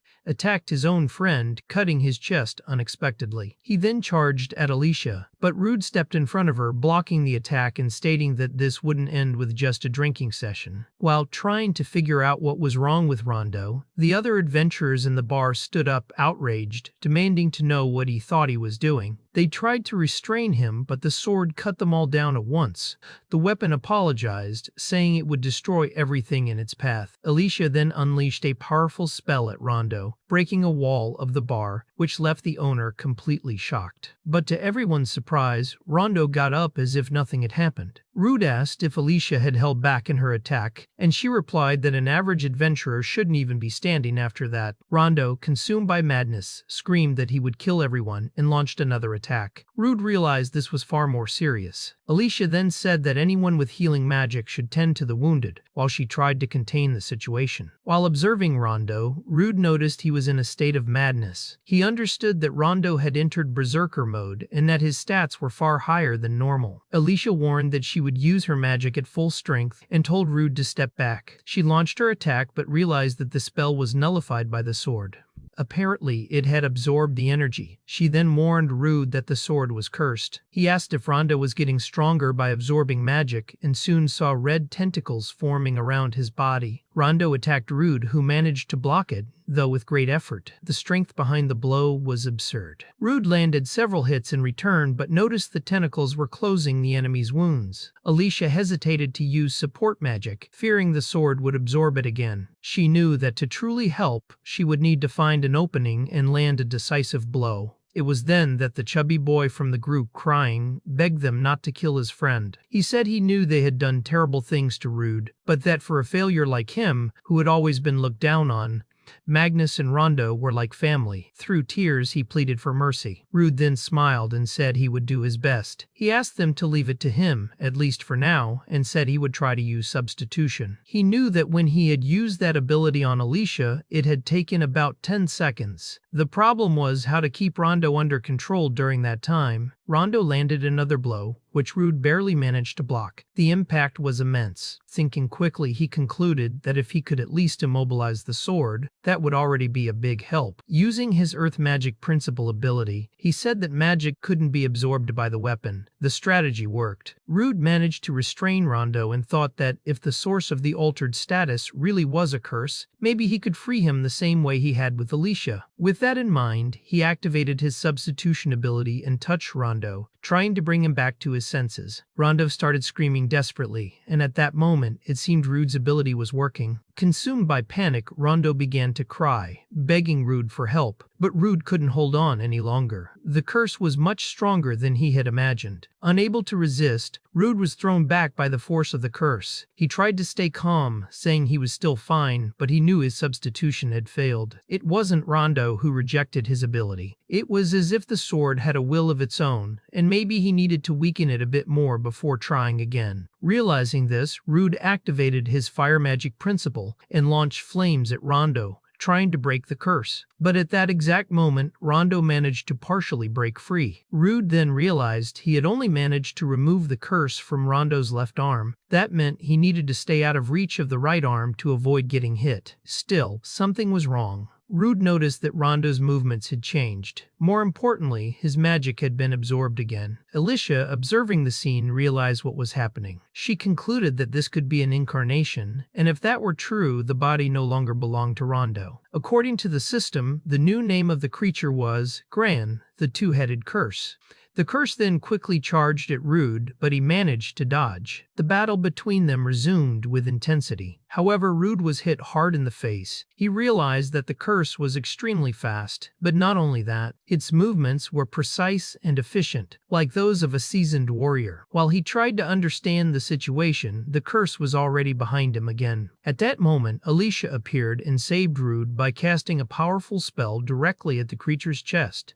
She said she had no choice but to step into the fight. Rude thanked her for saving his life and admitted he didn't know she could fight so well up close. Alicia explained that a mage who became useless when the enemy got close was just a burden to their allies. Given the situation, Alicia said the enemy was too strong for them to keep holding back. She warned that Rude needed to decide quickly, as the curse had already progressed too far. The only way to stop it was by destroying its heart. Rude hesitated for a moment, but eventually agreed. At that moment, Magnus woke up. Still disoriented, he asked what that girl named Eli had said earlier. Without waiting for an answer, he prepared to return to the fight. Rude thought that even with two people, they wouldn't be able to create an opening. He started to suspect that the creature's two heads were expanding its field of vision. With that theory in mind, he asked Alicia to fall back a bit. Rude then activated his fire magic again. Alicia understood the plan. If he used the magic to kick up dust, maybe the creature wouldn't be able to absorb the energy. With the smoke screen in place, Rodon appeared behind the curse and managed to land a strike to its back. Right after that, Alicia summoned the earth spirit Nomia with her elemental magic. She fired a powerful shot, but to her surprise, the attack only scratched the curse's arm. To everyone's astonishment, the chubby adventurer managed to hold down the curse's arm. Magnus was helping too. They had decided that if they were going to die, they would die together. With all his strength, Magnus drove his sword into Rondo's heart. At that moment, the curse began to dissipate, and Rondo's body collapsed to the ground, lifeless. Everyone was deeply saddened by the scene. Rondo's two adventurer friends started crying and fell to the ground beside their companion's body. Meanwhile, Rude stared at the cursed sword. He picked it up, reflecting that even if he hit it, there was no way of knowing who might be its next victim. The sword then began to whisper, asking Rude to kill. However, he activated his status ailment nullification, told the sword to shut up, and said it would have no power over him. Soon after, Lankarse arrived and asked if everyone was all right. Rude replied that the battle was over. Seeing the situation, Lankarse quickly understood what had happened. He then asked everyone to return to the guild and explain everything in detail. In another scene, Lankarse concluded that the cursed sword had indeed increased its user's power. With Magnus's testimony, he believed the other adventurers would also be convinced of how serious the threat was. Lankarse asked Rude if he felt anything while holding the sword. Rude explained that thanks to his status ailment nullification ability, the curse had no effect on him.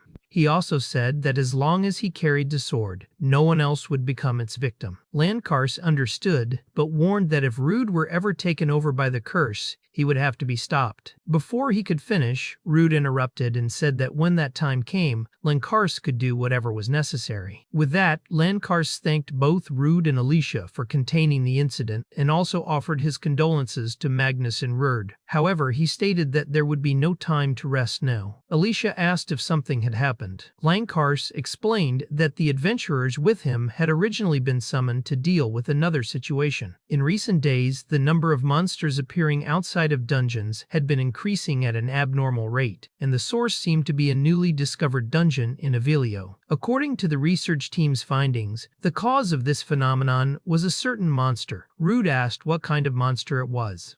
Lankarse replied that it was the miasma dragon Basilista, a creature he had only seen mentioned in books, but whose power level was estimated to be around level 70. This information left Rude and Alicia shocked. However, Lankarse explained that its strength wasn't the biggest issue. The real danger came from the concentration of miasma it emitted. The miasma stimulated other monsters, causing more and more to escape the dungeon. That was why the research team had suffered so many casualties, and the few survivors were currently receiving treatment. He went on to say that if the situation continued, the miasma would completely leak from the dungeon and cause catastrophic damage to nearby areas. That was why he had come to them. Rude said he understood the severity of the situation, but asked to be taken to the research team's survivors before making any decisions. Scene then shifted to the Adventurers Guild medical ward. There, Rude approached one of the survivors and activated his substitution ability, removing the miasma from the person's body. This left Lankarse stunned. He didn't know Rude could nullify even other people's abnormal statuses. Rude explained that it was only possible if the person touched didn't reject him. For that reason, he said only he and Alicia would go on the mission to hunt the dragon. Another adventurer said that was madness, but Lankarse, thinking it over, asked what the real odds were. Rude explained that the fewer people he had to protect from the miasma, the more freely he could move. Besides, he was used to fighting powerful enemies alone. Realizing there were no alternatives, Lancarsy accepted the proposal and entrusted the subjugation of the miasma dragon Basilista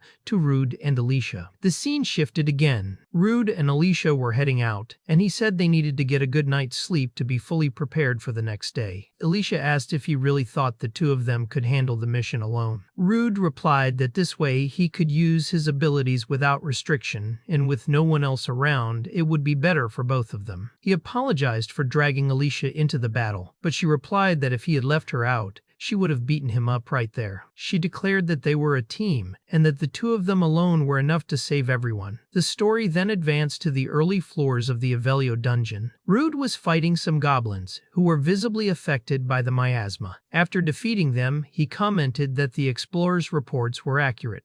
They still had at least 5 more floors to go, but no one had said that the miasma had already spread so much. Alicia noted that it showed how quickly the miasma was expanding, and even purification items were starting to fail. Rude then mentioned that the monsters on the upcoming floors didn't even seem alive. Alicia replied that it was still impossible to know how many floors they would have to get through. She also said that Rude's attributes might not work against certain monsters, but if hand-to-hand combat was needed, she was confident she could land at least a few hits. Finally, she stated that if she ran away and left a friend behind again, she would never forgive herself. Rude apologized for making Alicia say that again. He then touched her shoulder and said he would use his substitution to remove the effects of the miasma. He had anticipated this and managed to purify her body every time he touched her. However, as soon as he let go of her shoulder, the miasma would start to accumulate again, even if only slightly. Alicia then had an idea. She said that if they walked hand in hand, he could keep the substitution active at all times. Since she could no longer see her own feet due to the miasma, he would not only purify her but also guide her. Rude understood the suggestion, and the two continued through the dungeon holding hands. When they reached the middle floors, they noticed that the deeper they went, the denser the miasma became. Rude used his echolocation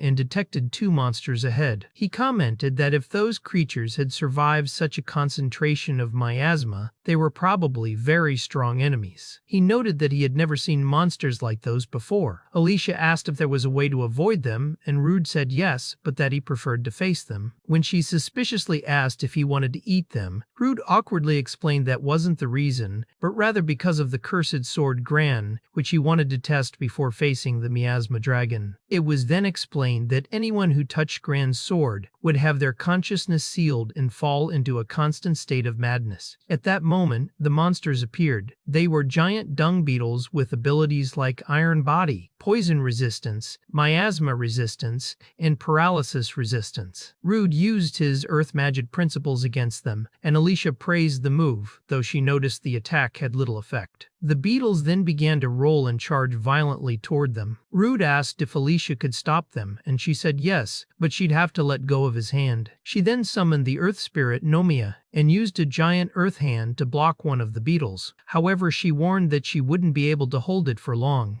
Rude said it was the right moment to test his sword. Thinking to himself, he asked it not to break in his hand and charged at high speed toward the monster. The strike slashed across the creature's chest, but was shallow. He realized that if the sword lacked enough power, he would have to take even more risks. Rude signaled to Alicia, and she understood. She cast wind magic directly into the sword, which immediately absorbed the energy. Rude silently asked the sword to show its true power. With that, he was able to cut through the monster with ease. Seeing the second one coming from behind, he finished it off quickly. He returned to Alicia and commented that her magic control was impressive. She simply replied that everything went as expected. Rude then took her hand again and reactivated substitution. Shortly after, Rude asked if he could absorb a bit more mana, since the magic energy she had provided wasn't enough to fully restore him.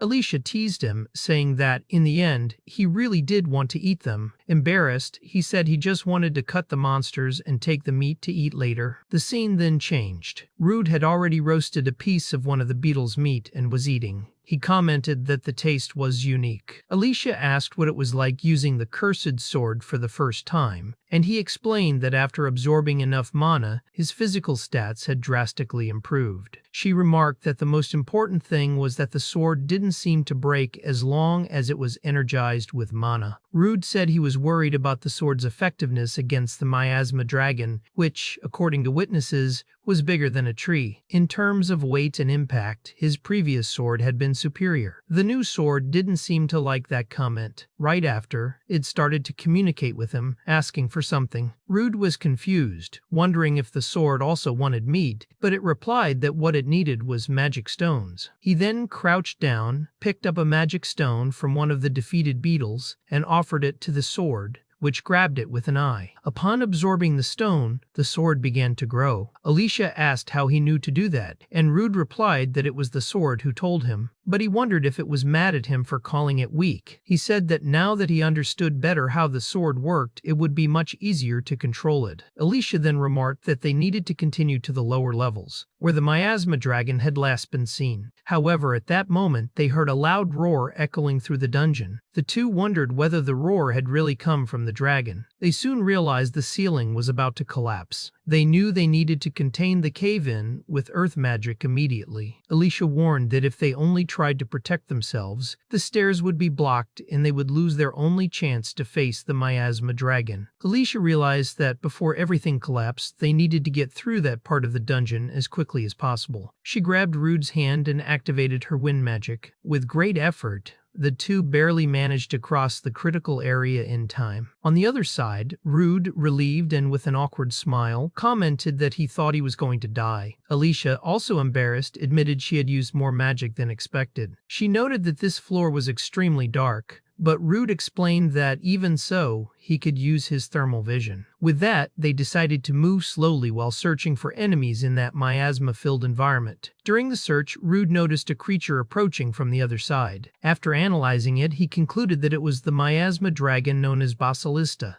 It was a level 75 creature with very high stats, possessing a total of 18 abilities. Although its agility was not high, its vitality exceeded 500 points. When Alicia asked about the dragon's abilities, Rude replied that it had poisonous claws and fangs. At that moment, the miasma dragon sensed their presence. Distressed, Alicia quickly asked what magical resistances the dragon had, and Rude informed her that they were fire, earth, and darkness. Knowing this, Alicia decided to use the other attributes and asked Rude to take the front. The dragon let out a loud roar, and Rude, already preparing himself, thought it would be better to keep his distance and observe the creature's attack patterns. However, with the miasma so thick around them, he knew Alicia wouldn't last long, so he concluded that he had to finish this as quickly as possible. The dragon launched a powerful attack toward Rude, who managed to dodge only thanks to his instant pass ability. Alicia noticed that both the pillar and the floor melted on impact, indicating that the heat released by the dragon was extremely intense. To help, she activated her feed, increasing Rude's speed. With this, he managed to land his first strike on the dragon, but noticed that the creature's skin was very resistant, likely due to its dragon scale ability. His sword wasn't effective, and not even magic seemed to have any impact. Alicia tried casting her spirit magic, but the result was only a superficial cut. The dragon retaliated with a tail attack, destroying a pillar and launching stone spikes at them. Alicia activated her shield, and Rude used Iron Body to defend himself. He realized that the dragon not only had great defense, but also long-range attacks. Faced with that, he wondered how they could possibly defeat such a powerful enemy. At that moment, Alicia asked Rude to buy her some time because she intended to use a special move before her magic ran out completely. He understood the plan, and Alicia began concentrating. The dragon, in turn, was already preparing to attack her again. To protect her, Rude activated his earth magic, jumped, and struck the dragon's head with his sword. Alicia, aware that she was vulnerable, fully entrusted her defense to Rude while gathering all her magic for a single attack. She summoned the fire spirit San, the water spirit, the earth spirit Nemia, and the lightning spirit Wakan. She focused them all into a single shot. The dragon reacted by using its dark magic and launched it directly at Alicia, but Rude intercepted the attack with his sword, which absorbed all the dark energy. With that, Alicia declared that she was ready and asked Rude to step aside. She then unleashed the powerful attack called Spirit Quintet. The dragon responded with an equally devastating blow, and the two powers collided, causing a massive explosion. Even with the full force of that blast, Alicia admitted that in the past she would have brought the dragon down with a single shot. This time, however, it was only slightly injured. Rude touched her shoulder and used his substitution ability, praising the attack and saying it was his turn now. The dragon was also weakened. Alicia apologized for making him use substitution again and said she had used up all her remaining magic in that last attack. Rude replied that she should rest and save the little magic she had left for her own defense, because from then on, she could leave everything to him. As she stepped back, she asked Rude to be careful. Rude and the dragon stared each other down, and the creature roared in fury. In response, Rude activated his roar ability to try and intimidate it. He charged into the final battle, realizing that the dark magic he had absorbed was now infused into his sword, making his body overflow with power in that moment. Rude managed to strike the dragon's legs and noticed that the scales were starting to come off, which made his attacks much easier. Taking advantage of this, he began attacking the dragon in various ways. However, he noticed that his sword was becoming less effective, as the mana it had absorbed was gradually running out. The dragon then activated its miasma wave ability and launched it at Rude. Although the miasma itself didn't affect him directly, the shock wave pushed him back. Then the dragon fired spikes in his direction. Rude thought he wouldn't be able to dodge in time and activated his instant pass ability. However, the dragon was even faster and appeared in front of him, landing a direct hit. Even using Iron Body and his sword to defend, the impact was so strong that it threw him against the wall. As he recovered, Rude reflected on the blow and acknowledged that dragons truly were impressive creatures. His situation was becoming critical, as he was now cornered. At that moment, Rude shouted his own name, remembering the time he nearly died fighting the Red Minotaur. But at the same time, he recognized that things were different now. He was no longer the same and had become much stronger. He then activated his earth magic principle and charged at the dragon, which was already preparing its fire breath. Rude thought he could dodge using his web threads, but realized that if he kept just dodging, he would lose the battle of endurance. So he decided to use them as a sling. The dragon launched its fire attack, and Rude blocked it with his sword, enduring the unbearable heat. Even though he couldn't counter the heat directly, he realized he could absorb the mana within the breath. If he could hold out long enough, he could use that energy to reinforce his sword and release it all at once. Rude held on as long as he could, but was already at his limit. At that moment, Alicia activated her water magic on him, helping him endure the extreme heat. Grateful, Rude split the dragon's fire breath in half with his sword. Immediately afterward, he launched his strike and managed to cut the dragon in half, finally defeating the enemy. Exhausted, Rude collapsed to the ground, and Alicia approached, saying she would cast a healing spell on him. But Rude asked her not to push herself, saying she had already overused her magic. Instead, he activated his bloodsuck ability, explaining that he could recover a little by absorbing the dragon's blood. After regenerating a bit, he said it was time for a break. He asked Alicia to give him her hand, activating his substitution ability. Alicia lay down beside him, and Rude commented that they had finally completed the mission. Alicia agreed but said they were only just beginning. Rude reflected on the rank S adventurer and acknowledged that this person was still far stronger than he was now. He then told Alicia they had a long road ahead, but before moving on, they needed to collect some of the miasma dragon's meat. After that, they headed deeper into the dungeon. As they continued, they eventually found the dungeon's core. Alicia commented that even among adventurers, it was rare to see something like that, and explained that by using a magic circle there, they could return to the dungeon entrance. She added that, since it was possible to extract materials from the dungeon that didn't exist on the surface, it was common to leave the core intact even after completing it. However, Rude disagreed, saying that if they left the core as it was, the miasma dragon might one day resurrect. He then thought about the Avelio dungeon, the place where he had lived through the worst experience of his life. But it was precisely there that everything began, and because of that, he was able to open a path to pursue his dream. Drawing his sword, Rude silently thanked that place and destroyed the dungeon core with a single strike. The scene then shifted to the Adventurers Guild, where Lancarses was asking if there was any news about Rude's group. A woman informed him that there was still no sign of their return. Lancarse silently thought about how people called Rude the miasma butcher. In the world of adventurers, he knew that power was everything. Even if he tried to intervene, he couldn't stop people from talking. The life of an adventurer without power was always hard and full of struggle,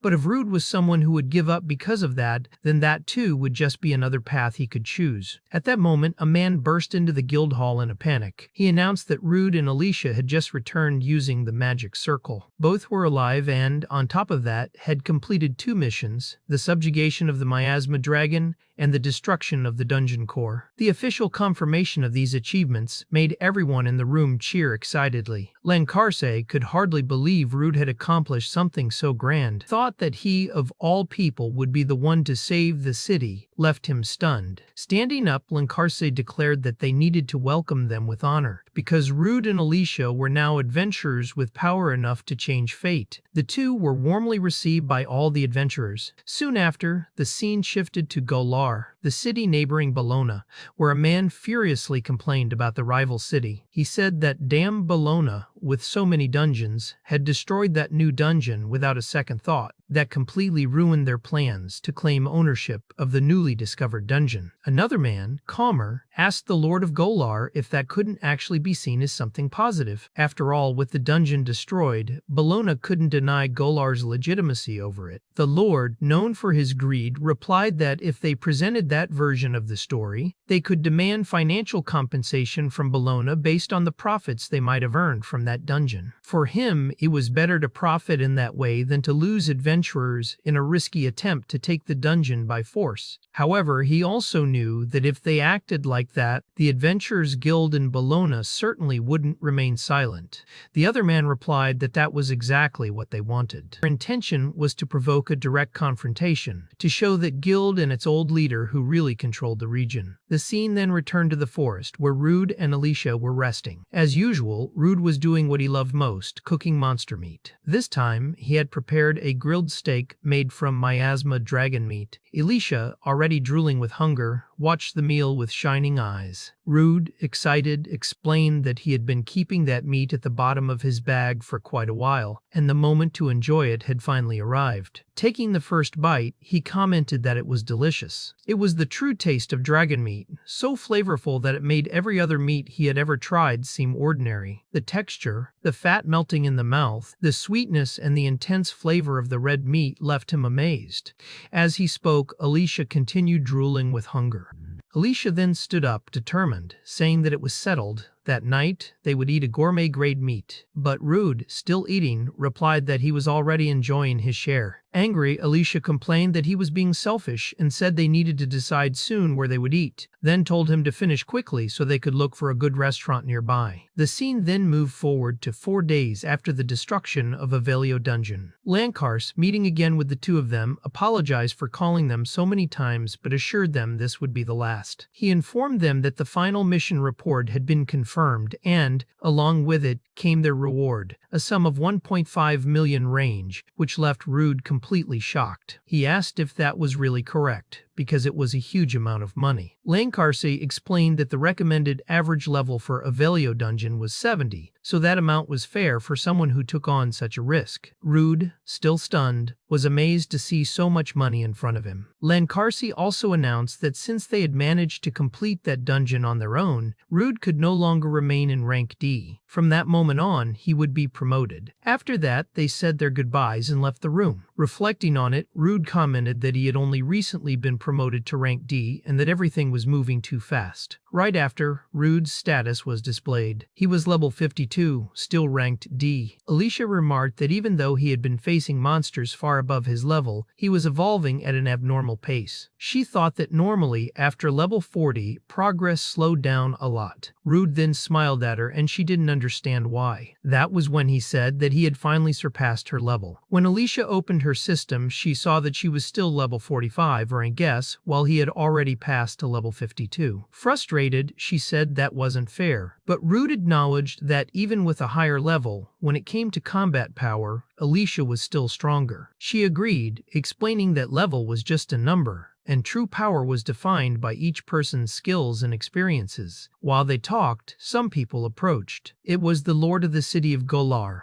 who appeared before them asking if that was the famous miasma butcher from the rumors. Rude, confused, wanted to know who that man was, noticing his arrogant posture. The lord, with disdain, questioned if the adventurers from Bologna didn't know who the leader of the neighboring city was. That was when Rude recognized him as the greedy lord of Golar. The man complained about Rude's audacity for having destroyed the dungeon which, according to him, belonged to Golar, but Rude firmly responded that, as far as he knew, the Avelio dungeon belonged to everyone. The lord claimed that the dungeon lay on the border between Bologna and Golar. However, he accused Bologna's representatives of being petty, saying they had used a cheap excuse to extort others. They claimed something strange was happening in the dungeon, caused a monster outbreak, and in the end, destroyed the site. He complained that the profits that could have been obtained from that dungeon were lost, and that the damage the monsters caused in his territory would not be compensated. He wanted to know how those bastards planned to pay for all of it. Alicia tried to calm the lord down, saying that this kind of matter should be discussed between guild representatives. According to what she knew, there had been no reports of monsters invading Golar's territory, and she believed the situation had already been brought under control by the adventurers from Bologna. Therefore, they had no right to make such accusations. Rude observed everything and thought that this was just what he expected from a rank S adventurer. She truly had a way with words. However, the other man beside the lord began to smile. He said that it was true then that the Emerald Storm, Alicia, had joined Bologna. He added that since her level was being eroded by the curse of the Abyss Dungeon, it made sense that someone like her would seek refuge in Bologna. Rude then recognized that man. He was the guildmaster of Golar, and he had looked like a scumbag from the beginning. The man went on, saying this was not a matter for mere adventurers to meddle in. He approached Alicia and insulted her, calling her a useless survivor from a group that died for nothing.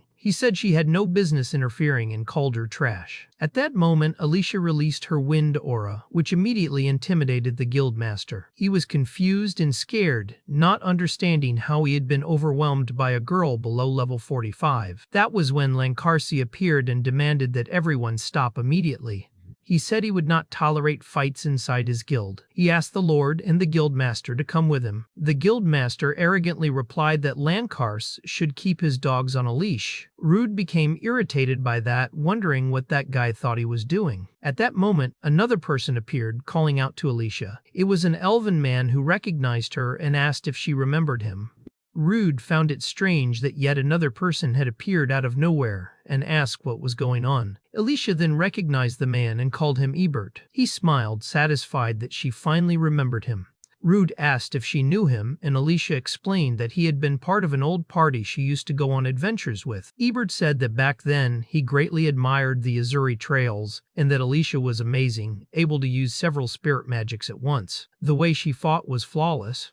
Being an elf himself, he couldn't help but be inspired by her. He mentioned that he knew how much she had suffered in the Abyssal Dungeon, and because of that, he went to Bologna. Holding Alicia's hand, he asked if she would like to join him again. Alicia thanked him for the gesture, but replied that she was already part of a team. She then introduced Rude to Ebert, who extended his hand and said it was a pleasure to meet him. However, Ebert rejected the gesture and slapped Rude's hand away, saying he knew what had happened in the Abyssal Dungeon. He said he was aware of the curse she had suffered there and found it unbelievable that an S rank like her was now in a team with only one man, known as the Miasma Butcher. He said that if she joined his team, they would make better use of her skills and experience. But Alicia pulled her hand away and replied that he didn't know what he was talking about. She stated that she had chosen to team up with Rude of her own free will, and that any insult against him was also an insult against her. She thanked him for his concern, but explained that the curse had already been lifted. Ebert was shocked, knowing that it was an SS rank curse cast by the boss of the Abyss Dungeon area.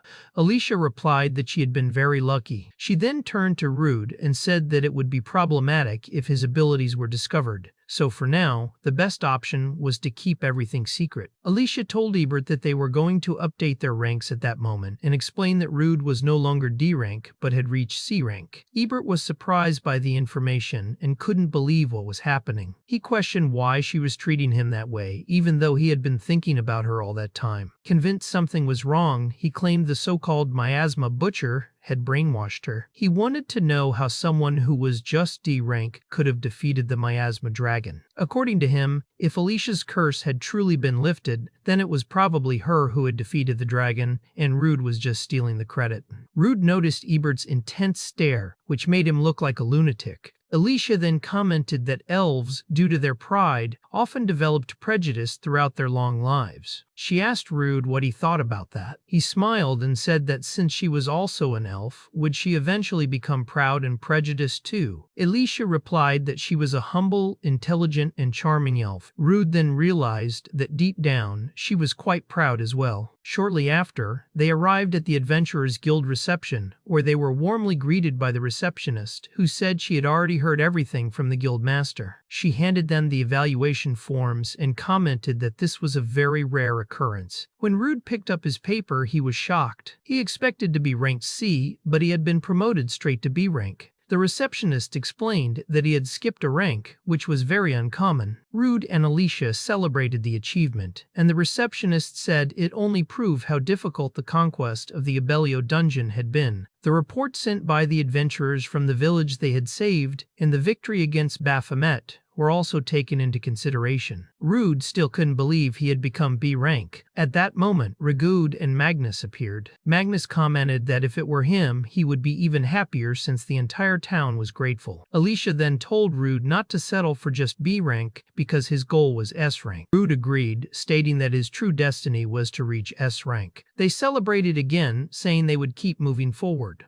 However, Ebert appeared again, interrupting the celebration. He said it was ridiculous to imagine that an idiot could reach S rank. He explained that exploring dungeons required an appropriate rank for safety reasons. According to him, a man who merely followed others did not deserve B rank. He also criticized the Bologna Guild, calling its members idiots. The receptionist replied that it didn't matter what he thought. Ranks were granted based on the guild's official evaluation. Magnus, irritated, asked if Ebert didn't plan to take back what he said unless he wanted to leave there injured.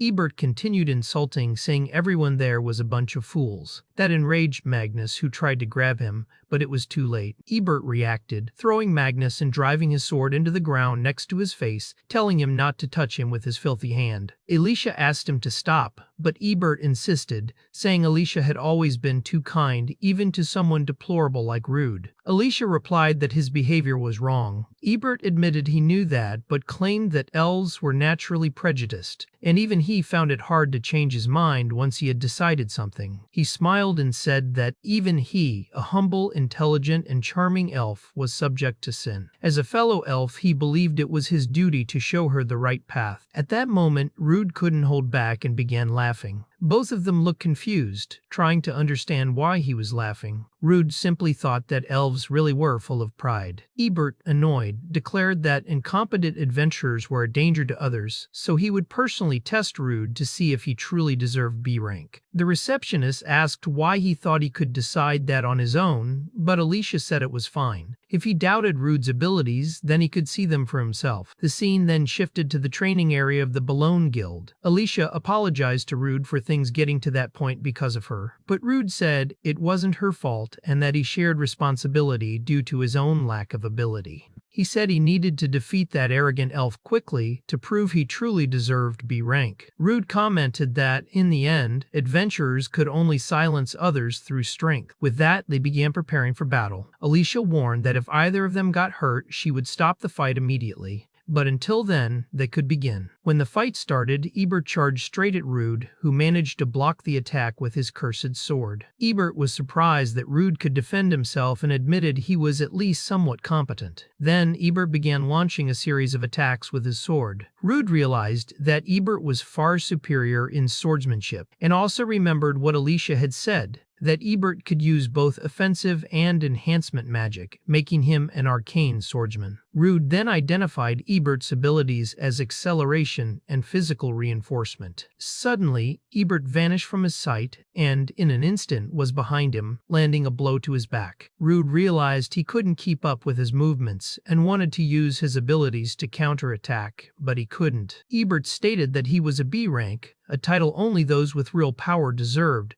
and asked Rude if he understood that he was not worthy of standing beside Alicia, let alone carrying the title of B rank. Rude admitted that he was right. His current abilities didn't make him worthy of being by her side, but Alicia had been the one to acknowledge him, so he had to prove himself worthy. Determined, Rude cast an earth spell toward Ebert, who called him an idiot and said he would never win that way. Their spells collided and caused an explosion. The other adventurers watching started to comment that the two were going too far. Ebert declared that it was a shame for the miasma butcher, because that was the brutal difference between their levels. Soon after, Ebert unleashed a powerful blue fire spell at Rude, demanding that he kneel. However, Rude used his sword to absorb the entire attack. He then said he had already guessed Ebert would rely on magic to gain the upper hand, since elves were a very proud race. With his sword now charged, Rude went on the offensive. Ebert realized Rude's strength and skill were at a completely different level from before, and wondered if the sword was magical. Rude replied that he was wrong. The sword wasn't magical, it was cursed. Ebert remarked that this only made him even more twisted and added yet another reason why Alicia shouldn't be with him. Ebert then activated his arcane swordsmanship with lightning enchantment and asked if Rude could keep up with his speed now. With this ability, he quickly closed the distance and struck Rude in the stomach with a move called Lightning Palm.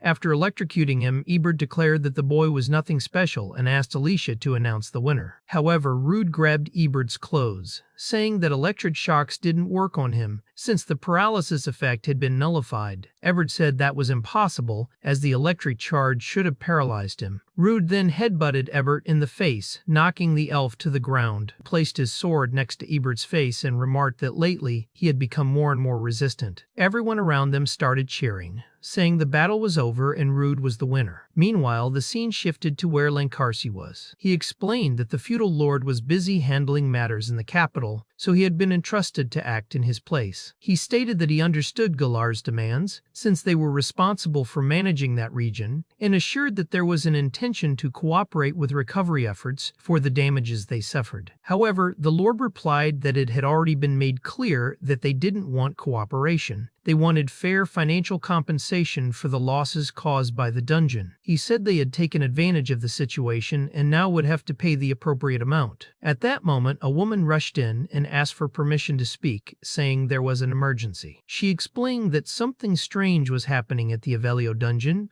which had already been confirmed as completely destroyed. She reported that the area around it was now covered by an unprecedentedly dense mana, with a concentration classified as B rank. Lancarsi found that impossible, but the woman said 2 gargoyles were guarding the entrance and preventing any outside interference. Faced with this, Lancarsi turned to the Golar representatives and stated that this was no time for pointless quarrels. Though clearly displeased, the 2 men from Golar were forced to listen. Lancarsi stood up and announced that they would organize a subjugation force immediately and go investigate what was happening at the Avelio dungeon. He ordered that all adventurers of B rank or higher be summoned, including Rude. All the adventurers gathered before Lancarsi, who informed them that they had just confirmed the start of a dungeon cycle. He said they would depart immediately for the Avelio dungeon to subjugate it as quickly as possible. Rude was confused and discreetly asked Alicia what exactly a dungeon cycle was. She explained that it was a rare phenomenon that caused a dungeon to evolve. Though she had heard about it before, this was the first time she would experience it herself. She also mentioned that the phenomenon was occurring due to the collapse of the previous dungeon. Meanwhile, Alicia reflected on the mana concentration around the dungeon, which had been classified as B rank. Rude tried to reassure her, saying that they were also B rank and had A rank adventurers with them, so he believed there wouldn't be any problems. However, Ebert appeared and said he understood Rude's optimism, given that he had only recently been a D rank, but believed he still hadn't grasped the seriousness of the situation. Rude then asked what exactly he meant by that. Ebert explained that if the mana concentration outside the dungeon was B rank, then inside it the mana could be at least A rank and, in the worst case scenario, even S rank. He also mentioned that there had been reports that the dungeon was continuously evolving, as if it were a chrysalis about to burst, and that the surrounding surface would be flooded with mana. This posed a major threat to the nearby cities of Galar and Boulogne, as both could suffer catastrophic damage. Rude was deep in thought about all of this. Lancarse, noticing his expression, asked him not to worry too much. He said there were very few records about dungeon cycles and that the phenomenon was still surrounded by mystery, so it might not be as serious as it seemed. Furthermore, since Rude had been the one to complete the previous dungeon, everyone would be counting on him to lead the new expedition. The scene changed to the dungeon entrance, where two gargoyles stood guard. Rude began analyzing them and identified both as level 50. Their abilities included Iron Body, Petrifying Breath, Danger Sense, Miasma Resistance, Earth Magic Principles, Regeneration, and Fire Resistance. He noted that they seemed a bit stronger than the rolling beetles they had faced before. Suddenly, the gargoyles noticed the adventurer's presence and charged. One of them unleashed its Petrifying Breath, but Alicia reacted quickly, summoned Sylphide, and the two attacks clashed. The other adventurers were impressed by Alicia's power. When the second gargoyle attempted to attack, Lancarse punched it directly in the head, and the guildmaster then sliced off the other's head. Rude was amazed by their strength. Lancarse then told everyone to hurry. Meanwhile, Rude looked at the remains of the gargoyles and thought they looked edible. Using his fire magic principle, he burned the head of one of them. The guildmaster silently watched, not understanding what Rude was doing. Rude explained that he needed to finish off the enemy because it had a regeneration ability. Discreetly, Rude kept a piece of the gargoyle's meat and entered the dungeon with the others. Lancarse commented that there seemed to be less miasma than before, and even the nature of the dungeon felt different. Rude agreed, saying the shape and layout hadn't changed much. However, Alicia warned that they couldn't let their guard down, as they didn't know what was happening on the deeper floors. Even if the structure seemed familiar, it was almost certain that the monsters had changed and become stronger than before. Soon after, a new group of monsters appeared. Lancar said he would take on the larger dragon and asked the others to pick their opponents from among the smaller creatures. All the adventurers activated their skills and charged into battle. Alicia told Rude they needed to help too, but at that moment he noticed that his system had activated abnormal status nullification and that Warrior's Honor had been disabled. Meanwhile, Lancarse was ready to fight. Wielding his axe, he faced the larger dragon charging at him. The monster didn't even have time to react, as Lancarse split it in half with a single blow. Rude began to reflect on how his abnormal status nullification also negated support magic, which was something new to him. In the meantime, one of the adventurers used a skill called Taunt, drawing all the monsters toward him. He then declared that he would blow them all up and said it was now time for the others to act. Ebert and another adventurer took advantage of the opening and attacked the monsters at the same time, managing to wipe them out completely. A masked adventurer remarked that the enemies didn't have easily identifiable weaknesses, so it was best to simply crush them with full force. All the adventurers began activating their spells and launched powerful attacks at the monsters. However, another member of the group warned that the taunt would soon wear off and told everyone to be cautious. At that moment, a new monster emerged from the ground and grabbed one of the adventurers. Before it was too late, one of the female adventurers quickly sliced off the creature's head and saved him. The man nearby complained that her attack had come dangerously close to his face and asked her to be more careful next time. The girl just laughed, teasing him. Rude watched everything and thought that everyone there was extremely strong, but what impressed him most was their flawless teamwork.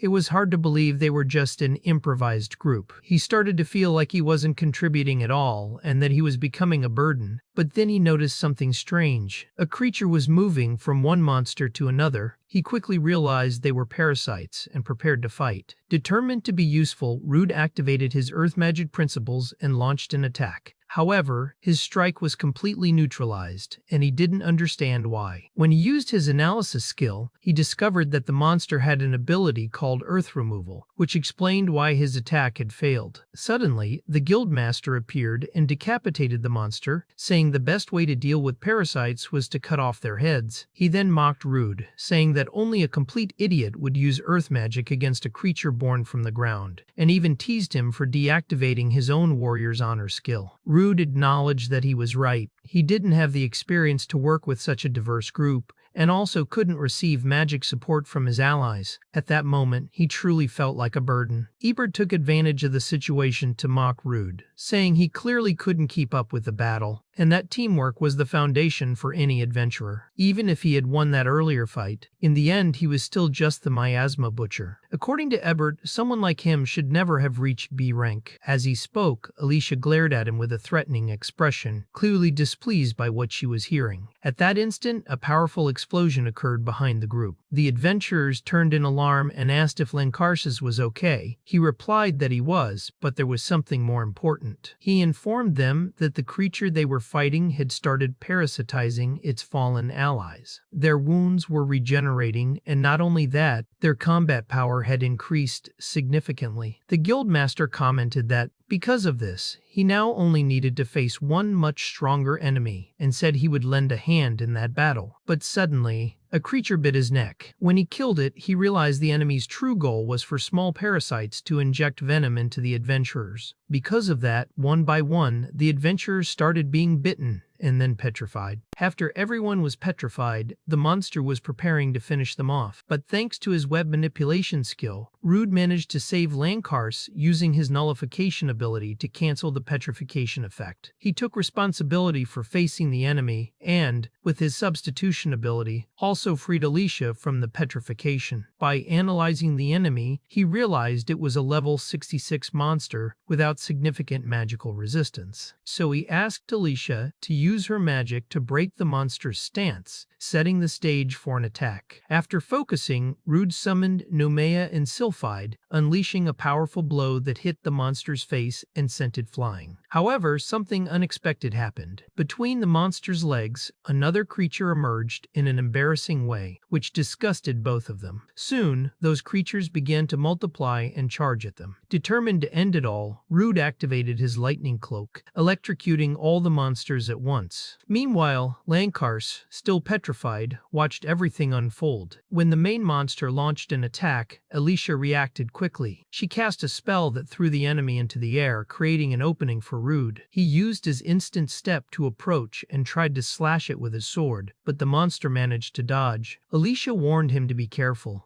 At the moment the monster tried to strike Rude, Lancarsis appeared to protect him, surprising everyone. Rude was impressed and asked how he had broken free from the petrification. Lancarsis explained that he circulated mana through his body, thanked him for buying time, and said they needed to finish the fight quickly. Then Rude focused his mana into his sword and, with a single strike, decapitated the monster with ease. He realized he could now better control the amount of mana he channeled into his weapon. Right after, Alicia called his attention. Rude decided he wouldn't allow the monster to regenerate again. To ensure that, he launched poisonous stingers at the enemy. Alicia observed that the poison was corroding the monster faster than it could regenerate, showing how powerful it was. Rude also remembered that during the fight against the miasma dragon, his ability to nullify abnormal states had been essential, since without it, the battle would have been much more dangerous. At that moment, Lancarsis asked if he intended to tell everyone his secret. Rude admitted that he wouldn't be able to avoid explaining it, since he couldn't hide it for much longer. Before anything else, he used his substitution ability to heal everyone. Then he explained what had really happened to him. Lancar said it was hard to believe, but after seeing how Rude fought, he decided to trust him. Ebert, in turn, commented that it was wonderful and that in all his years of life, he had never witnessed something so miraculous. Rude reminded Ebert that he had recently called him useless, saying he wasn't even fit to be an adventurer. Ebert, embarrassed, asked him to ignore that detail and admitted that Rude was more than capable of accompanying Alicia. In the middle of the conversation, a red-haired girl asked if he had really eaten monsters. Rude, showing 2 heads of defeated monsters, confirmed and said he planned to cook a bit. He began preparing the meat, explaining that it needed to be cooked on low heat until the sides were well done, and that he would use herbs to remove the strong smell. All the adventurers watched, surprised by the process. Seeing him eat, they questioned if it was really possible. One of the men warned that despite the good appearance, eating that could be deadly. The guildmaster found the scene very peculiar and noticed that Rude seemed to have recovered mana by eating. Rude explained that it wasn't magic but mana. This impressed the man, since there wasn't the evil smell usually associated with demons. On the contrary, it seemed like something sacred.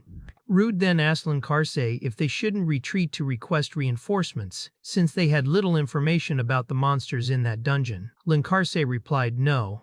According to him, the longer they waited, the more the dungeon cycle would advance. Now that they had reliable companions, they would conquer that dungeon on their own. They advanced to a door and realized they were close to the boss room. However, Rude commented that they had forgotten the path had collapsed. Lancarse agreed that there seemed to be no choice but to turn back. But Rude remembered the ability the monster had used and activated his own earth and soil removal technique, clearing the passage. Everyone celebrated seeing the path open, commenting that the boss room was just ahead. When they entered, something surprised them. There was a huge glowing egg in the center of the room, causing a mix of anticipation and fear in everyone. Upon arriving in the lit chamber, Lancarse immediately realized what it was and explained that it was the egg of the wise dragon. Rude, knowing nothing about it, asked him what exactly this dragon was. Lancarse said he had only read a few mentions in old books. According to legends, the wise dragon was a legendary creature that went through eternal cycles of life and death. When its body was destroyed, its soul didn't die but reincarnated, using the dungeon as a kind of incubator. He also said that even when reborn in a new body, the dragon retained all its wisdom, and that some reports claimed it understood the human language and could even predict the future. While they listened, part of the group began to comment that, in the end, it was just an egg, and that they could destroy it before it hatched. But Lancarse ordered them to stop immediately. Before they could discuss further, one of the adventurers was struck violently and thrown far away. At that moment, everyone noticed, shocked, that the egg was moving on its own. Lancarse wondered if that was the egg's instinct for self-preservation and warned everyone to get into defensive position. Although it was still an egg, he reminded them it was a dragon. Rude, using his analysis ability, confirmed that it was indeed a level 1 wise dragon egg. However, the data was obscured, preventing him from seeing the full stats. Faced with the situation, one of the adventurers suggested retreating and waiting for reinforcements. But the guildmaster explained that if the egg hatched, it wouldn't matter how many S-class adventurers they brought afterward, it would be impossible to contain it. Lancarse agreed and said they needed to destroy it as soon as possible. He then asked for everyone's support and instructed them to aim at the tentacles and the legs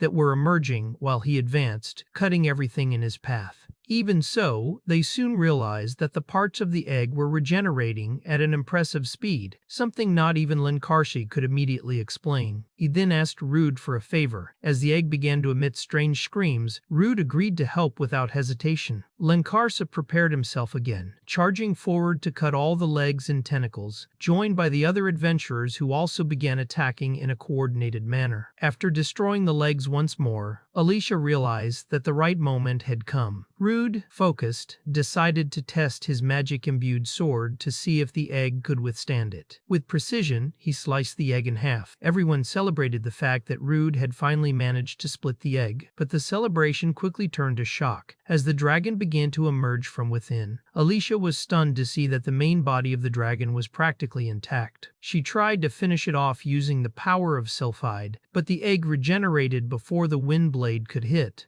The guildmaster concluded that they wouldn't get anywhere like that. Then, everyone felt a chilling sensation when the egg began to glow intensely, filling the room with an eerie presence. Lancarse immediately understood that the wise dragon was about to be born and declared that there was no more time. They needed to defeat it at once, with an extremely powerful blow, as its regeneration ability was a terrible threat. He explained that, despite the rest being resistant, the tentacles were weaker and that everyone needed to attack together to create an opening. The group split up to strike from different sides. Alicia and Rude agreed to handle the left side, right in front of them. While all the adventurers rushed toward the egg, it began to counterattack differently, launching dangerous charges. One of the adventurers raised a magic barrier to protect the group. Alicia assured that she would maintain the defense and asked the others to focus on the attack. At that moment, Lancarse activated his charge skill, which doubled the damage of his next attack when powered with mana. Alicia noticed what he was doing and began thinking about how to coordinate the attacks to break the tentacles at the right time. Rude, noticing her concern, said he would handle it. He activated his command skill, which allowed him to transmit his voice directly into everyone's mind. The adventurers were surprised, finding the technique amazing. Rude explained that he would begin a countdown and that everyone should attack together when he reached one. When the countdown ended, they all advanced at once and destroyed the egg's tentacles, creating the much-needed opening. Rude then gave the signal to Lankars's, who, without hesitation, used his absolute void ability, channeling an incredibly powerful attack toward the egg. The blow was so intense that the old warrior nearly lost consciousness from exhaustion, but in the end, they managed to deal devastating damage to the enemy. When the dust from the final strike settled, the guildmaster reluctantly admitted that without everyone's help, they would not have been able to win that battle. Rude finally realized they had triumphed and began celebrating with the group. However, hidden among the destroyed egg's tentacles, there was a masked adventurer. He approached eagerly, hoping to retrieve the wise dragon's magic stone and profit greatly from it. After searching for a while, he realized he couldn't find the stone anywhere. Suddenly, he was struck by a brutal blow to the chest that pierced straight through him. A new monster appeared before everyone. It explained with disdain that its reincarnation had failed, but that it wasn't entirely useless. It acknowledged that its body wouldn't last long, but only needed to survive until its next reincarnation. Before that, it declared it would eliminate all the vermin who dared to interrupt its rebirth. The guildmaster quickly warned the group not to let their guard down, saying he could still clearly feel the enemy's presence. At that moment, Orpheus, the wise dragon, appeared before them, shocking everyone. The group wondered how he was still alive. Alicia reflected that, at the moment of the attack, he had likely buried himself underground to escape. Orpheus mocked them, calling them foolish humans who defied the gods and labeling them as insignificant creatures. Rude was amazed to realize that the dragon could actually speak to them. Lankarse explained that true dragons held a status even higher than common dragons, being almost like divine entities. Because of that, they were capable of understanding and speaking the human language. The dragon continued observing Rude, saying it sensed a repulsive impurity inside him, something that seemed human but also resembled a monster. Then it stood up and provoked Rude, promising to make him tremble in pure despair. Meanwhile, the girl responsible for the barrier warned that she could not maintain it for much longer. She then activated her shadow cloak, surrounding herself completely in darkness and disappearing from the scene. At that moment, the dragon's arm fell to the ground, beginning to dissolve rapidly. One of the adventurers commented that it was probably rotting, and Lankarse recognized that it was the perfect moment to attack. But he also realized that he had just used a powerful strike and, if possible, needed time to recover. Another adventurer, exhausted and terrified, looked at the monster and admitted he had no strength left to fight. He decided to flee, but the dragon mocked him, asking if he truly believed he could escape. Using stone pillars, it blocked all the exits from the room, making it clear that no one would leave there alive. Even with just one hand, it declared that it was enough to wipe them all out. Faced with this, Lankarse said that if they couldn't escape, then they would show the dragon how dangerous those rats could be. With no other choice, all the adventurers charged at the elder dragon at once, but they quickly realized nothing worked. Every move was anticipated, as if the dragon could predict each of their actions. Orpheus ridiculed their collective effort, questioning if that was the best they could do, and demanding that they entertain him more. He then activated his devastating ability, hitting everyone at once with his skybreaker, throwing them far. Alicia, concerned, asked if Rude was hurt, but he replied that he was fine, although nearly out of mana after the previous battles. Alicia then declared that she would end it once and for all, saying she would use her most powerful attack, Spirit Quintet, and asked him to warn everyone to move out of the way immediately. Using Rude's command skill, Alicia managed to clearly alert all the companions. They organized themselves and prepared to clear the way at the right moment. Alicia began to gather as much power as possible, calling upon her elemental spirits. When she finished charging her magic, she shouted mentally for everyone to step aside. She then launched her most destructive attack at the dragon. For a moment, everyone held their breath, hoping the strike had finished him. But in the middle of the smoke, they saw the dragon was still alive. He had blocked the attack with only one hand, commenting that he had been a bit careless. At that exact moment, Lankarsi appeared above him, ready to decapitate him. However, the dragon, with a quick movement of his tail, struck him and sent him flying. Another adventurer tried to immobilize him with magical vines, while Ebert attempted a strike from behind, but the dragon used its jaw to break Ebert's sword effortlessly. Ebert was stunned,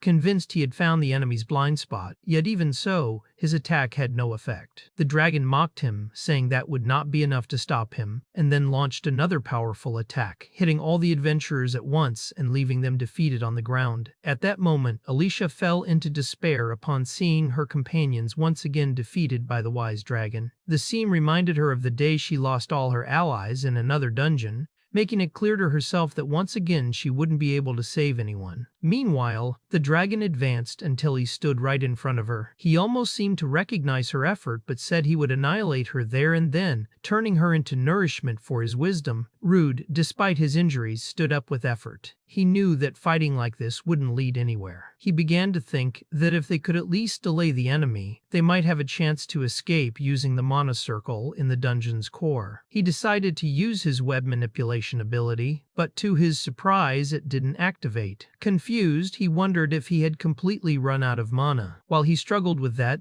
the dragon continued to massacre the adventurers around them. Rude understood that if he didn't recover his mana immediately, everyone there would be killed. That was when he noticed the body of a dead gooey monster right beside him, and he considered using it to regain strength. At that moment, the dragon unleashed its dragon breath toward the group. Alicia tried to hold off the attack by summoning Sylphide, creating a barrier of wind. The guildmaster joined her, using his air blade to help block the blow. Even so, the dragon resisted easily by using magical processing, and quickly counterattacked with a combination of water bullet and air slash. The group found the variety of attacks extremely difficult to deal with, frustrating any attempt at coordinated defense. The dragon continued to taunt them, saying they hadn't seen anything yet, while forming a sword made of electricity in its hands. This made them tense, speculating whether the attack resembled Lankarsi's void. They then recognized that this was the true power of a dragon's wisdom. The guildmaster analyzed the situation and noticed that while the dragon was charging that electric attack, it became more exposed. He said that if they were going to counterattack, that was the right time. Alicia agreed to provide cover. She summoned Erdeel and imbued her blade with water and lightning, creating an aquatic lightning attack. Alicia transferred this power to the guildmaster, who advanced to strike the dragon's head. But as he got closer, he realized it was all a trap.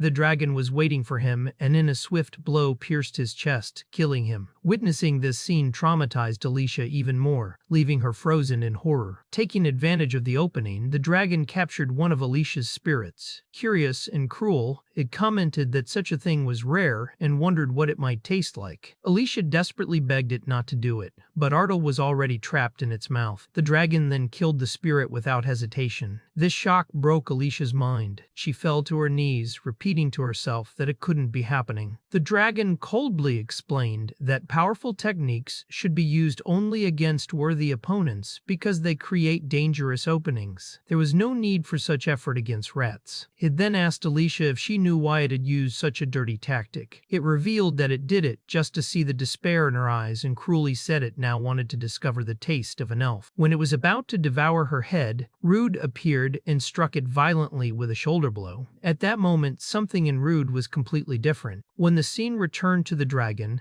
its face was deformed, with one eye ripped out from Rude's attack. Furious, the dragon shouted that the body it inhabited was incompetent, and revealed that Rude had eaten the shell of its egg, transforming into something different. Rude felt an immense amount of mana flowing through his body, but even with this power, he couldn't control anything. In a fit of madness, he ended up attacking Alicia herself. The dragon watched with satisfaction, explaining that Rude had absorbed so much mana that he was now practically a monster. It added that it was intriguing but that he wouldn't last long in that state, being unworthy even of fighting it. Rude felt as if his body was on fire and had the impression that he was going crazier by the second. He realized he wouldn't be able to endure much longer in that condition. At that moment, the adventurer who had disappeared reappeared and commented on his disastrous dangerous mana control. She approached him, placed a hand on his back, and said she would lend a helping hand. As soon as she touched him, Rude felt something strange in his chest and, surprised, noticed that his mana was finally syncing with his body. Even the dragon couldn't believe what it was seeing. The girl then handed him a sword, asking him to finish off the dragon and send that creature to the grave. Still confused and scared, Rude asked who that girl was. The dragon, irritated at being called a lizard, ordered them not to underestimate it and furiously charged at the two.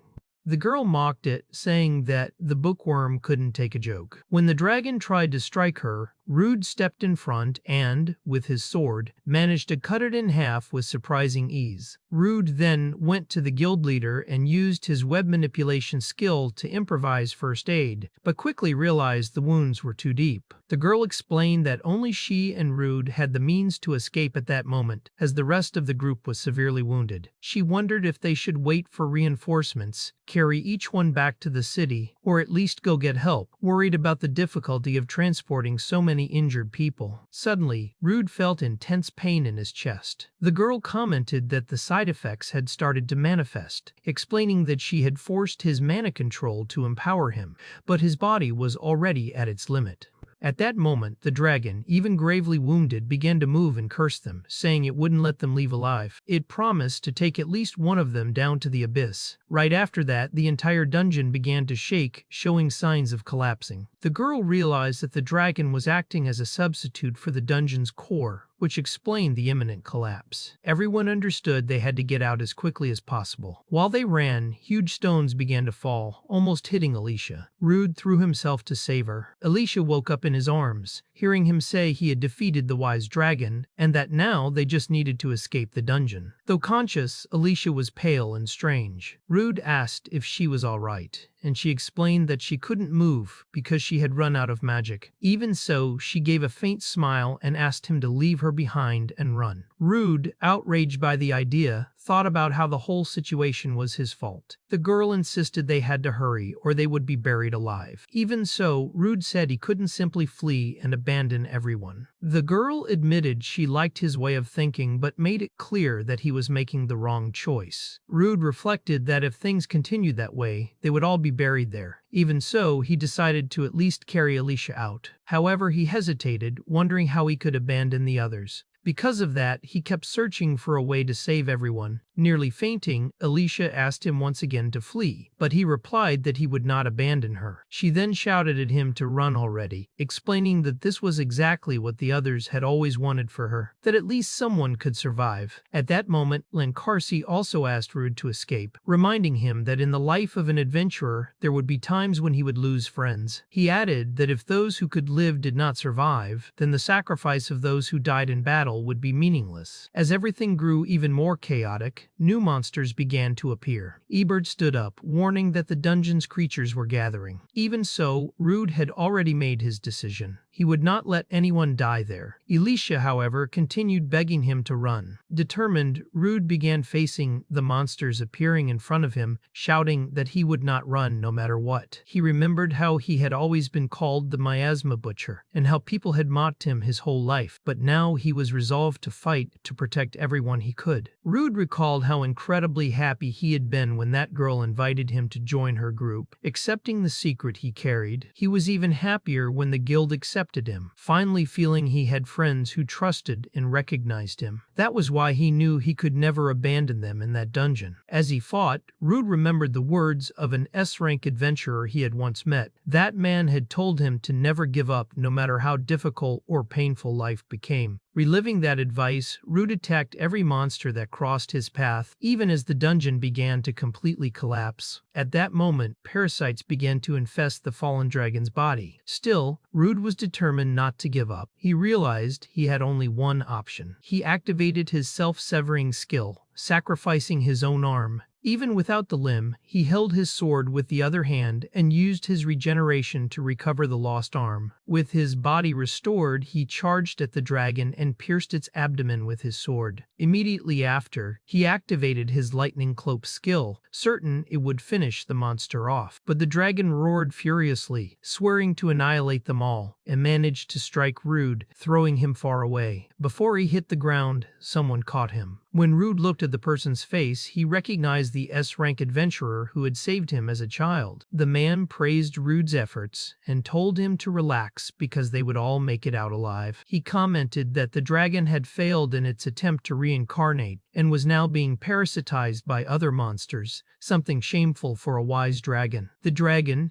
enraged, tried to trap them both with vines, but the S-rank adventurer cut everything with ease and blocked the dragon's attack with just one hand. He then asked Orpheus, the wise dragon, if he remembered the life-or-death battle they had fought 5 years ago, saying that back then, the dragon had pushed them to the limit with his divine form. Now, however, Orpheus was in a pitiful state. The dragon responded furiously, telling him to shut up. Before it could react, the S-rank adventurer cut it in half with a single strike. Rude was stunned by the man's strength, recognizing that this was the true power of an S-rank adventurer. Meanwhile, part of the dungeon ceiling threatened to collapse on Alicia. A woman appeared and used her icy winter magic, freezing everything around and preventing the collapse. Rude noticed that the ice had stopped the cave-in and was surprised by it. The woman approached, complaining about the number of strange monsters there, and saying she was starting to feel disgusted. The S-rank adventurer thanked her for the help, calling her Selena, and she commented that Leonis was as reckless as ever, charging in like that. Next, 2 more adventurers arrived. Selena spotted Alicia and rushed to her, saying it had been a long time since they last saw each other. Alicia was surprised and happy to see her again, but Selena quickly noticed how bad Alicia's condition was and asked a companion to hurry and heal everyone. The man then used his sacred light healing magic, eliminating the pain of everyone present.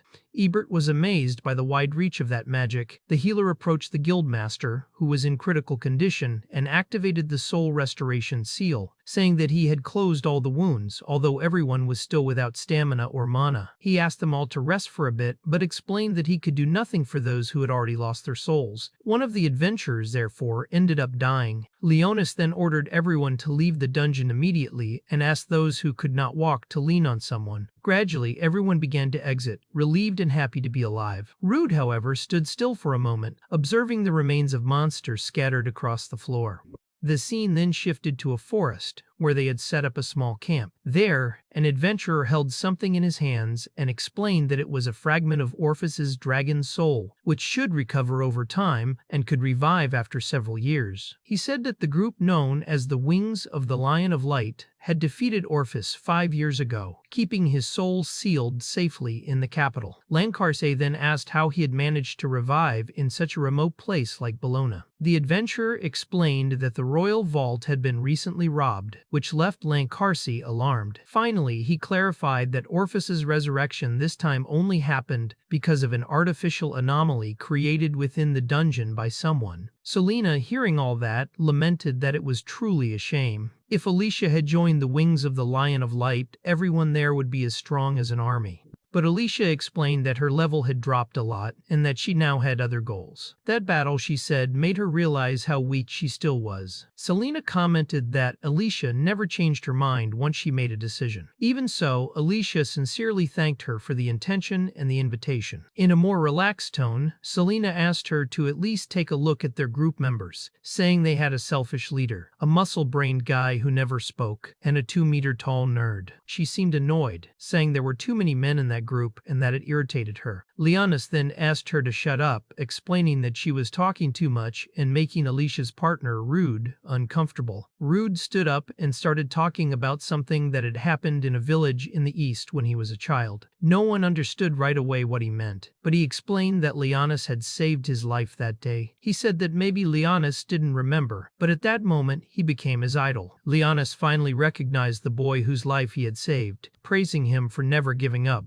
Selena was also surprised, saying that this was the boy they had always talked about. She said that Leonis used to say that if they had arrived just a little earlier that day, they could have saved more villagers and that he had always regretted that. The healer explained that this was the reason Leonis was so reckless and caused trouble for the group. Leonis then thanked Rude, saying it was thanks to him that they were able to neutralize the dungeon anomaly, and affirmed that he had become a good adventurer. Rude said he didn't deserve such praise, but still thanked Leonis for his words. Lankars took advantage of the moment and said that, considering the recent problems in the capital and the need to strengthen Bologna's defenses, he was thinking of creating a new guard unit and wanted to know if Rude would accept being the captain. This surprised Rude a lot. He thanked him for the offer, but said he had to decline. Lankarse accepted the refusal and asked if he could know the reason. Rude replied that during the operation in the dungeon, he realized how unprepared he was for a mission like that. Without enough strength, he couldn't protect his friends. He spoke directly to Leonis, saying that he had become an adventurer because he admired the kind of person he was. He confessed that he was far from reaching that level but wanted to become stronger, so that one day they could fight side by side. He also promised Alicia that one day they would conquer the Abyss dungeon. Alicia smiled at hearing that and said she could hardly wait, calling Rude her partner. Lankar sighed, saying he clearly saw that the two had their own goals. Rude explained that he was already planning to leave Bologna to start a new journey, seeking to further evolve his powers. The healer found that fascinating and commented that Rude's magical energy was different from conventional magic. He said that his magical essence seemed to have taken root in the human body, something theoretically impossible, and asked directly if Rude had eaten monsters. This greatly surprised all the adventurers. Selena told everyone to step back, considering Rude dangerous. She threatened him with her ice magic and demanded that he answer immediately if it was true, warning that depending on the answer, he would die. The healer asked for calm and ended up trapping Selena in an earth prison. She was furious, saying that eating monsters was the greatest taboo of all. Therefore, Rude could not be trusted. The healer explained that Rude seemed special because he couldn't detect any signs of monstrification in him. More precisely,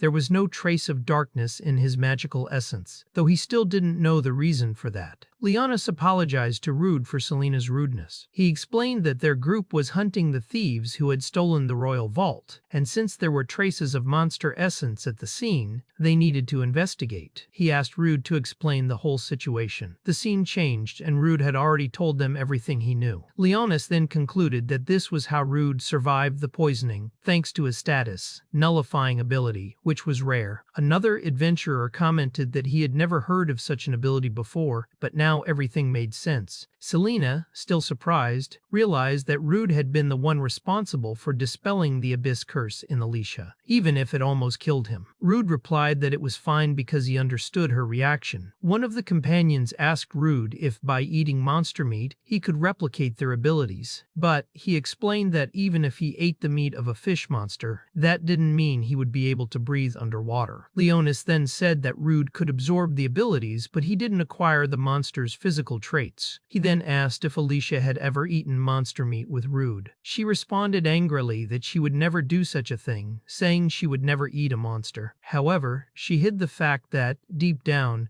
she was curious and even eager to try it. Leonis mentioned he had been wondering if perhaps someone other than Rude could absorb a monster's essence by eating it, and also gain abilities. The others were surprised by the idea. They recalled that eating monsters was a taboo, as doing so could lead someone to turn into a monster. Leonis suggested that they might use substitution magic to reverse the transformation, which shocked everyone. But Rude explained that this wasn't possible, saying there were only two outcomes for someone who ate monsters. Either they turned into a monster or died. Leonis commented that he understood, so instead of transforming, the person might simply die. Rude said that the first time he ate monster meat, he felt an immense surge of mama in his body and completely lost control. At that time, he was consumed by a desire for revenge against everyone who had betrayed him. It was that hatred that kept him conscious and allowed him to move forward. He said that only now were the side effects of that mania starting to fade. Leonis noted that Rude's body had adapted to the magical essence. Rude continued, saying that there was a time when substitution failed. Leonis replied that he understood, acknowledging that they still had much to learn about mana. Another member of the group said that mana wasn't something they could play with right now. Leonis then asked Rude to demonstrate his abilities, stating that he understood the logic. but admitted that there was still much they didn't know about mana. He said that if they truly wanted to understand and master mana, they should talk to the swords, since they were all adventurers. The scene changed and showed some unicorn rabbits hopping through the vegetation. The adventurers prepared to hunt them.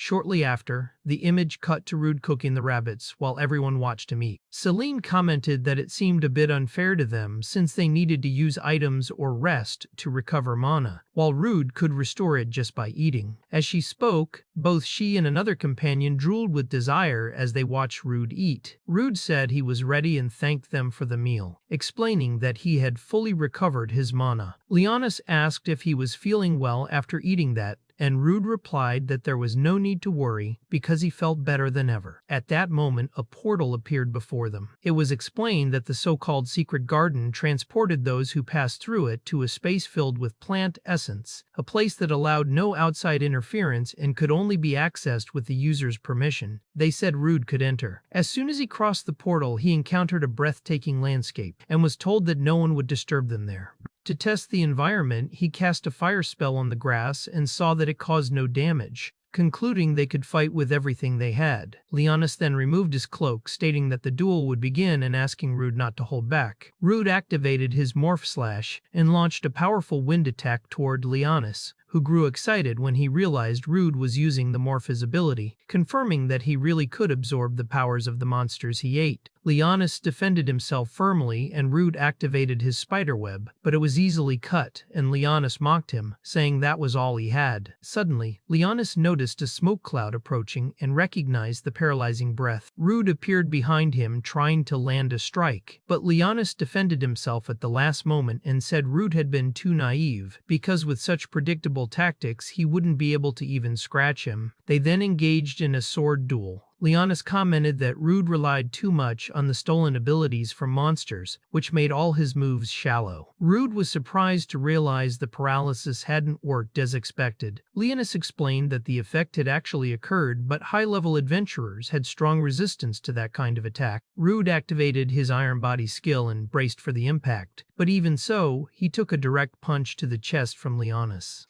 Leonis explained that many monsters had natural resistance to negative effects and asked Rude not to rely too much on copied abilities. Not giving up, Rude used instant step and quickly advanced toward Leonis, but he predicted the movement and countered with a precise kick to Rude's face, knocking him to the ground. Even so, Rude got up, channeled his mana into his sword, and activated Rabbit Leap to gain more momentum. Leonis immediately recognized it as the unicorn rabbit's skill that Rude had eaten earlier and admitted that he was very talented. Rude then launched an extremely powerful strike. When the smoke cleared, it revealed that Leonis had won the duel without much difficulty. He explained that such spaced and heavy blows might work against giant monsters, but in human combat they rarely hit. Leonis said that while monster abilities were indeed powerful, Rude's combat technique was still very weak. Leonis then helped him up and asked if he had ever heard about mana circulation techniques within the body. He explained that channeling mana properly strengthened physical abilities. Rude focused, trying to remember the sensation Leonis described, and managed to channel his mana correctly. Leonis praised him, saying he learned very quickly. Excited, Rude asked if they could fight once more. Leonis, even more thrilled, agreed to the request and asked Rude to go all out this time. Another adventurer, watching them, just laughed at how excited they were. After a long training session, they returned exhausted. Rude, panting, admitted that he didn't land a single hit, as expected from an S-rank adventurer. Leonis replied that even so,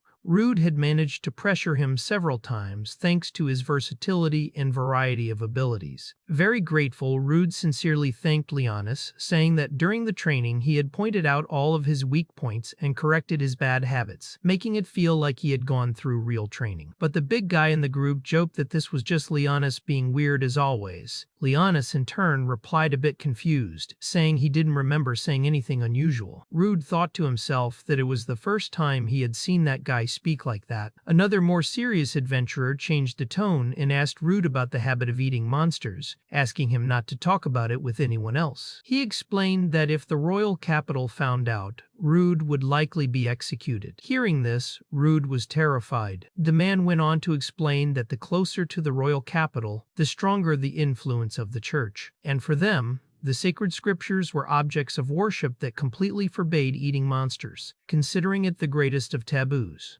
Rude tried to argue that his abilities nullified the negative effects of monster meat, but the other adventurer explained that even so, defying the scriptures was considered a terrible sin, and the clerics would never understand his side. He then asked if anyone besides the companions who were in the dungeon knew his secret. Rude answered no, since it was a taboo and he had kept the secret very well, only telling Alicia so far. But at that moment, he remembered one more person, old Doan. The scene then shifted to the dwarf shop, where Doan was holding a giant sword and proudly saying that after so much research, he had finally finished it. The scene showed Doan irritated in the shop, saying he didn't care what others ate, that it was none of his business. Even so, he told Rude to relax and assured him he wouldn't tell anyone the secret. Doan then complained, saying the important thing was that he had been commissioned to make a sword for Rude, and now he was saying he didn't want it anymore. Realizing he had messed up, Rude apologized for canceling the order. Doan explained that he had forged a special sword, made to withstand even the intense flow of mana, and he was furious because after completing such a difficult task, Rude simply said he didn't want it. Rude saw how angry the dwarf was, and Alicia commented that of course he would be. Doan then calmed down a bit and asked Rude for a favor, saying he would do anything. Blushing and slightly embarrassed, Doan asked if he could at least hold Rude's sword. Doan asked to hold Rude's sword, which made the situation a bit awkward and uncomfortable for the group. Even so, the conversation continued. Rude, embarrassed, explained that he couldn't just let anyone touch his sword. He said his weapon was very large, very powerful,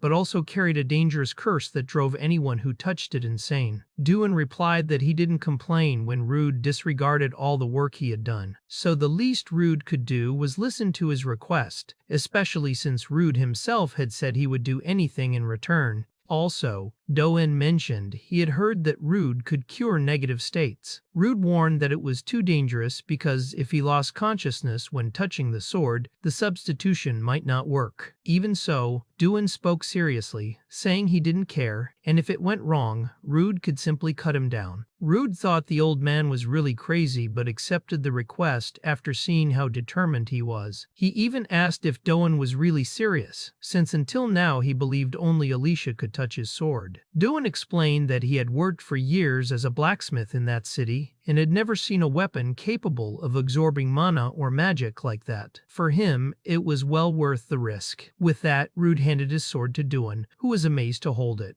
He examined the metal, saying it was anything but ordinary, and noticed that the darkness within the blade seemed alive. Doan commented that the madness and beauty of the sword coexisted perfectly, and admitted he had never seen anything like it in his life. He was clearly enchanted by the weapon, even saying that one day he would forge something like it. But suddenly, the sword began to influence his mind. Doan heard a dark voice urging him to kill everything around him, and had a vision of Grand Spirit holding a woman with blonde hair. Rude, realizing the danger, quickly took the sword back and activated his substitution ability to free Doan from the effect. He asked if the blacksmith was okay, and Doan replied that he was, apologizing for being so selfish and insisting on that request. Even after recovering, Doan kept reflecting on the illusion he had seen, wondering what it meant. He then said he wouldn't say anything that would hinder the group's progress, so Rude didn't need to worry about it anymore. However, he made it clear that one day he would definitely try to forge a sword that surpassed that one. The story then shifted to a moving carriage. Rude commented that it was very relaxing, although renting a carriage was quite bold for them. Alicia explained that she had been heavily pursued in recent years, so sometimes it was good to relax a little. Rude laughed, saying it was funny to think that Sylphide and Nomia would be driving the carriage. Alicia replied that she could hire someone for that, but considering Rude's eating habits, things might not turn out well. Curious, Rude asked what kind of city Ischia was. Alicia explained that it was the city of the Blue Sea, a lively place known for its abundant fishing and bustling trade. She said there were two major reasons for them to go there. The first was for Rude to obtain new abilities. Near Ischia, there was the Submerged Temple, famous for being filled with unique monsters very different from those found in Bologna. She explained that he would have a chance to acquire several new abilities there. She also mentioned the boss of that place, known as the Scissor King, who used a very powerful ability called Steel Body. Rude wanted to know if Steel Body was a more advanced version of hardening. Alicia confirmed, saying she remembered how difficult it was to deal with such absurd absurd resistance, since not even high-rank adventurers' attacks could penetrate that monster's defense. The second reason for going there was to revive Erdeel. Alicia explained that the submerged dungeon was Erdeel's birthplace, and that to restore her, they needed to go there as soon as possible. Moreover, by completing this task, everyone would become stronger. Rude asked if her spirit hadn't been devoured. Alicia clarified that spirits didn't have a physical form, and even if damaged, they didn't truly disappear. She explained that the plan was to restore her mana in the submerged dungeon to recover all of her original power. Ischia was known for its delicious seafood.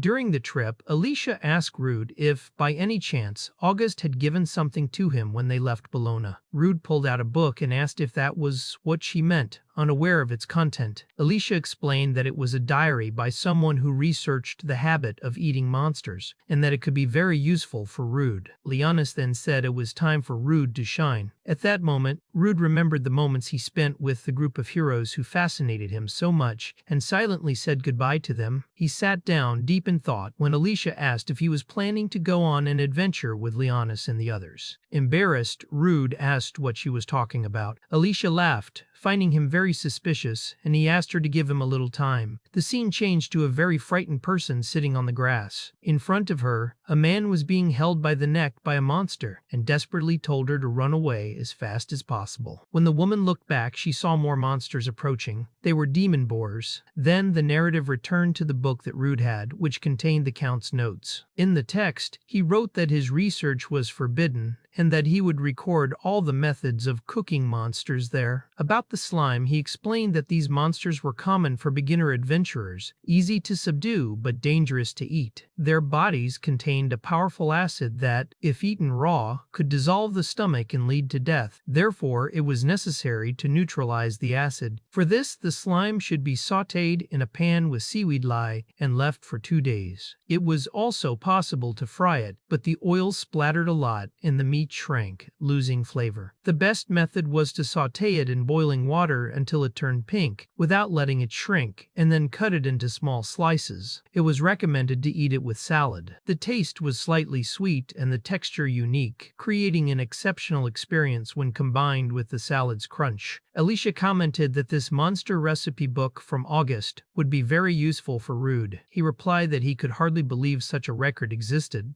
since eating monsters was a taboo. Alicia said it was almost a miracle the book had reached him, and suggested that after completing their objectives in Ischia, they could visit the Count. Rude, however, said it wouldn't work out and handed the book to her. Upon reading it, Alicia was startled and shocked, saying it seemed like only Rude could actually eat monsters. They then continued the journey. Alicia explained that once they crossed that forest, they would reach Ischia. Rude was impressed with the forest, and Alicia asked if he had ever heard of the Calamity Dragon. Rude replied that now that she mentioned it, he remembered a story about it, saying it was so powerful it was treated as a natural disaster, something humans couldn't resist, like earthquakes and storms. He said that when he was a child, people used to scare him by saying the Calamity Dragon would get him if he did something wrong. Alicia explained that the forest was famous for being the home of that dragon. Alarmed, Rude asked if it really existed, and Alicia confirmed, saying she had seen it from afar in the past. She remarked that the dragon's appearance was divine, something humans could never surpass. Rude thought that since he was born there had been no reports of that dragon appearing in the world, and if Alicia had seen it, she must be much older than him. Realizing what he was thinking, Alicia said it wasn't polite to calculate other people's age. Suddenly,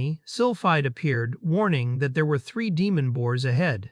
Alicia explained that there was no way around and they would have to defeat them to move on. They started the battle, with Alicia casting fireballs and Rude appearing behind the monsters, slicing them in half with his sword. When they looked to the side, they saw the bodies of dead humans on the ground and remarked how brutal it was, even if it was ironic coming from Rude, who had just cut 3 boars in half as if it were normal. He then sat down and explained that anomalies might be happening in the dungeons, saying he himself was the natural predator of those monsters. Now that the Calamity Dragon had vanished, the demon boars were reproducing at an abnormal rate, which made the situation very dangerous. Since they had passed through there was no other choice but to take care of them as soon as possible. Rude used his heat vision and identified between 40 and 50 demon boars. Alicia commented that even though their threat level was low, they were very clever and always acted in groups, so they couldn't let their guard down. She explained that their current position was perfect to avoid a group battle, and that the standard tactic was to reduce the number of enemies all at once. Rude activated his paralyzing breath ability to try to immobilize all the boars at once, and commented that he just needed to get them all in one go.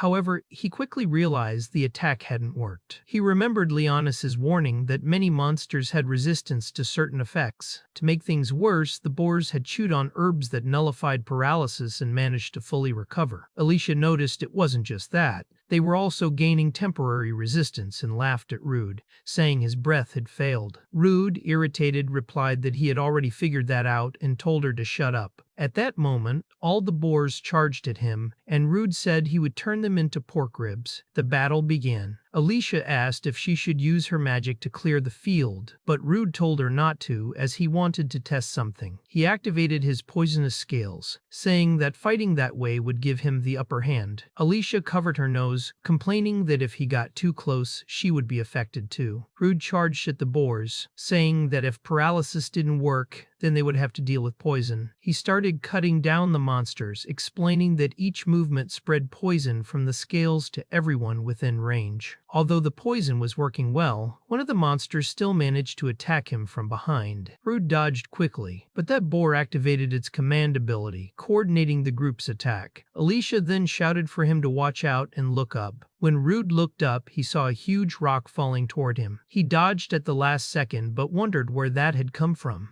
He quickly noticed there was a very different boar among the group and wondered what kind of creature it was. Alicia explained it was the Demon Boar King, a monster that normally lived deep within a dungeon and wasn't supposed to appear on the surface. Most likely, this was a consequence of the Calamity Dragon's influence, since the magical concentration in the area had increased. But regardless of the cause, they couldn't allow these monsters to roam free, or the damage would only worsen. Rude then attacked the boars again, saying they could think about that later and that they needed to defeat the Boar King first. He said he didn't have time to waste with the others and told them all to die quickly, slicing them in half without hesitation. The Boar King threw another rock at Rude, but he used his instant step to dodge. He then tried to strike the king, but the monster blocked the attack. At that moment, all the boars surrounded Rude, who commented to himself that it was typical for minions to protect their boss, but that was actually a good thing since he could take them all out at once. He shouted, releasing part of his power, knocking several of them down. Then he activated the negative status of miasma on everyone nearby, which deeply frightened the Boar King. Rude then declared it was his turn, and in that moment, he remembered Leonis's teachings about feeling the mana wrapping around his body. Focused, he managed to block the Boar King's attack with just one hand. He mentally thanked Leonis for that lesson, and then sliced the Boar King in half as if it were nothing, acknowledging that Leonis had made him much stronger. Alicia then commented that it had truly been amazing, and that Rude had defeated the Boar King with a single strike. She asked about the previous ability, wanting to know if it was the miasma wave, and Rude confirmed, explaining that he had acquired it from the miasma dragon and that it was really powerful. Rude explained that the powerful ability had a major flaw. It made him extremely hungry. Alicia asked what that flaw was, and he told her about that annoying side effect. The scene then shifted to later, when Rude had already prepared another dish made with monster meat. Alicia commented that once again he had made something delicious, and Rude explained that he had used notes from the book to season and prepare the meat, saying he couldn't wait to try it. Suddenly, another person showed up, drawn by the smell. To Rude's surprise, it was the same adventurer they had met before. She approached and asked if she could eat with them, calling Rude Mr. Monster-Eating Adventurer. Surprised, Rude asked what she was doing there. She replied that she liked him a lot, and had decided to follow him. She said that back in Avelio she saw him cooking monsters and had already started drooling to try it, saying she hoped it would be really tasty. Without hesitation, she grabbed a piece of monster meat and ate it, leaving Alicia and Rude shocked, unable to believe what she had just done. Alicia said they needed to make the girl vomit immediately. Rude tried to restrain her and asked her to stick her fingers down her throat. The girl, confused, didn't understand the reason for all the panic. Alicia, very nervous, explained that it was because she had eaten monster meat, and if she swallowed it, she could die. The girl, however, replied that she would be fine, which made Rude even more desperate, saying he couldn't allow that. Alicia explained that they were only trying to help her, but the girl was already irritated by the whole situation. Out of patience, she threw Rude and Alicia far away, complaining about how they dared touch her like that. Rude, dazed, wondered what had just happened, while the girl complained that she had barely been able to enjoy the meal because of them. Even after that, she kept eating the monster meat and started behaving strangely, making Rude and Alicia even more worried. Alicia wondered if that crazy girl was turning into a monster, and Rude said he needed to try the substitution technique on her as soon as possible. But suddenly, the girl let out a cry of satisfaction, saying it was the most delicious thing she had ever eaten. Rude and Alicia were completely confused. Rude asked what was going on, saying he couldn't sense the mana from the ingredients and that apparently she was completely fine. With that, Alicia started to feel like eating it too, but the girl explained that it wasn't selfishness on her part,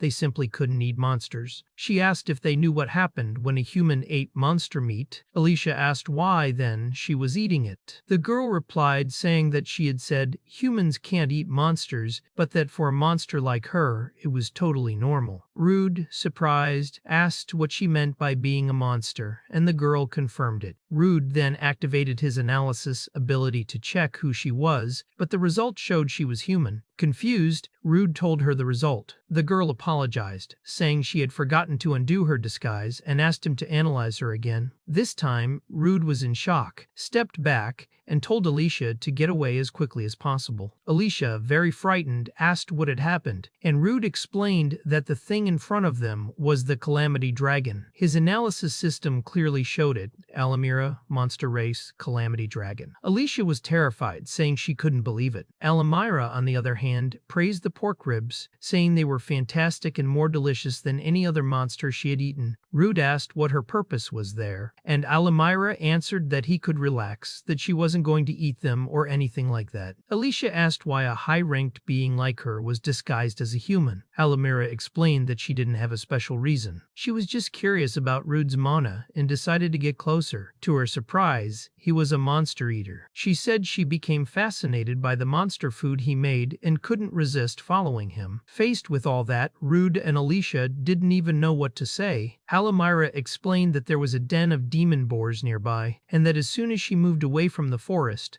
they started reproducing uncontrollably, which she found disgusting. Even so, she said that meat was especially tasty and was probably from a demon boar, explaining that the higher the monster's level, the denser its magic, and the more intense the flavor. Rude thought she was like a gourmet specialized in monster meat. Alamira mentioned they would need to hunt the leader of the demon boar den so that Rude could prepare a good meal. Seeing no other choice, Rude agreed with her, while Alicia could only think about how she had devoured all that monster meat so quickly. Alamira said it was settled and asked them to wait a moment, but Alicia asked Alamira to take them with her, saying she didn't seem to be lying and asking if they could at least watch the fight because they needed to get stronger as quickly as possible. Alamira thought it was an interesting idea and agreed to let them go with her. On the way, Rude commented that she seemed more relaxed, and Alamira replied that after revealing her true identity, there was no point in pretending anymore. She said they were almost there. They soon arrived in front of a door, and Alamira said she would show them the reason she was called the Calamity Dragon. Rude asked what it was, and Alicia said she had never seen anything like it and suspected even the guild didn't know about it. Alamira explained that the source of the foul smell in her territory seemed to come from there, and that she wanted to save mana at that moment. When she opened the door, she showed a treasure chest full of ingredients. Alicia said the number of monsters there was normal, and Rude offered to help Alamira immediately. Smiling, she declined, saying she didn't need help because Rude was the one who would cook to restore the mana she would use there. At that moment, Alamira partially transformed into a dragon. Just her presence was enough to make the boars already appear defeated. She commented that since she had eaten something delicious that day, she would make an exception. Then she activated her destructive breath ability, unleashing such a powerful blast that it devastated everything in the dungeon, obliterating anything in its path. Both Alicia and Rude were shocked by her power. Alamira commented that it had been a long time since she had released such a large blast. In a lighter tone, she told Rude that now they would prepare some demon boar king ribs. Rude asked her to wait, saying that even though he wanted to cook, she had turned the monster's body into ashes. Alamira became irritated for not being able to control herself, but soon smelled something different. She told Rude to cheer up because the boss was still alive on the lower floor. She asked them to go down quickly. When they descended, they found a gigantic door, which Alamira kicked open. They then came face to face with the Emperor Demon Boar. Alamira commented that it was a fine specimen of an ingredient, and that to preserve its quality, she would go easy on it this time. She observed that the boar's mana control was amateurish, and told Rude to pay attention, explaining that this was how to use mana fusion in combat. When the boar charged, Alicia asked Alamira to be careful, but Alamira punched the monster in the face with such force that it left Rude speechless. Then, to finish it off, she kicked the boar in the stomach, sending it flying. They were both amazed by her strength. Alamira then told Rude it was time to prepare the meal. The scene shifted to Rude cooking, and he prepared Emperor Demon Boar steak and ribs for everyone. Alamira was very excited, saying she was finally going to eat, and had been waiting for this for a long time. When she tasted the food Rude prepared, she said it was delicious, and that she could feel her mana returning completely to her body, with a much more efficient absorption than when eating raw meat. Rude asked if it was really that good, but Alamira replied that he, being an amateur, wouldn't understand and would need to train much more to grasp what she meant. Meanwhile, Alicia felt frustrated because she was the only one who couldn't eat monster meat. Next, Alamira asked Rude why he didn't join her, which startled Alicia. Alamira explained that if he became her cook, she could teach him how to control his mana. Rude admitted it was a very good offer, but said it was all too sudden for him. Alamira then commented that she could smell the wise dragon coming from Rude's backpack, saying he was so afraid of the side effects that he hadn't even eaten it yet. She thought it was a waste, considering it was such an incredible species. Rude was surprised she had noticed, and Alamira asked if he remembered what had happened to his body during that battle. Rude explained that to recover mana, he ate the wise dragon's egg and felt an intense surge of mana coursing through his body, an overwhelming wave of energy that made him stop being himself for a moment. Alamira confirmed that was exactly it. His body couldn't fully adapt to that violent mana and said it was strange, since with his status nullification ability that shouldn't have been possible. She then suggested he try cooking and eating that meat, saying that if he lost control, she could subdue him again. But she warned that actually being able to absorb all that power would depend on him alone. Rude wondered if he should try it, but he didn't even have time to think properly before he had already roasted the wise dragon's meat. Alamira remarked that it looked really delicious. Rude, still hesitant, admitted it really did look good, but asked if she was sure it was safe to eat and if it wouldn't be like last time. Alamira told him to relax. She explained that mana, just like magic for humans, was rooted in the monsters' bodies, and that when humans absorbed it, their bodies would tend to reject it since they weren't made for it. That was when mutations or even death would occur. She said Rude's ability suppressed those two outcomes and, to be more precise, she herself had altered his body. She explained she had only nullified the mutations that would make him lose his humanity, allowing him to accept other mutations and adapt to the mana. She told him his body was still evolving at that moment, and that in its current state, it didn't yet have what it took to completely absorb that mana. She then asked if, the first time he ate monster meat, he had felt something similar. Rude confirmed that he had, remembering he had completely lost his sanity. Alicia commented that he hadn't been able to adapt to that overwhelming amount of mana, and that as his level increased and he kept eating monsters, he might eventually adapt fully, though no one knew when that would happen. Alamira said there was another way. If his body couldn't handle it, he could compensate with technique. She explained this technique was similar to the mana manipulation he had already learned, and that he might already have the basics for it. She said what remained was learning to manipulate the mana that exceeded his body's capacity. She offered to help him with that process. The two held hands, and Alamira asked him to release the mana from his own body and then cover himself with that released mana. Rude was amazed, saying it was an incredible power, completely different from what he knew, but his body couldn't handle it at that moment. He ended up letting go of her hand. Alumira told him always to remember that feeling coursing through his body, saying that this meal would be good training for him too. Alicia thought that technique was incredible, something no human she knew possessed. Finally, Alumira told everyone to stop talking because she wanted to eat already.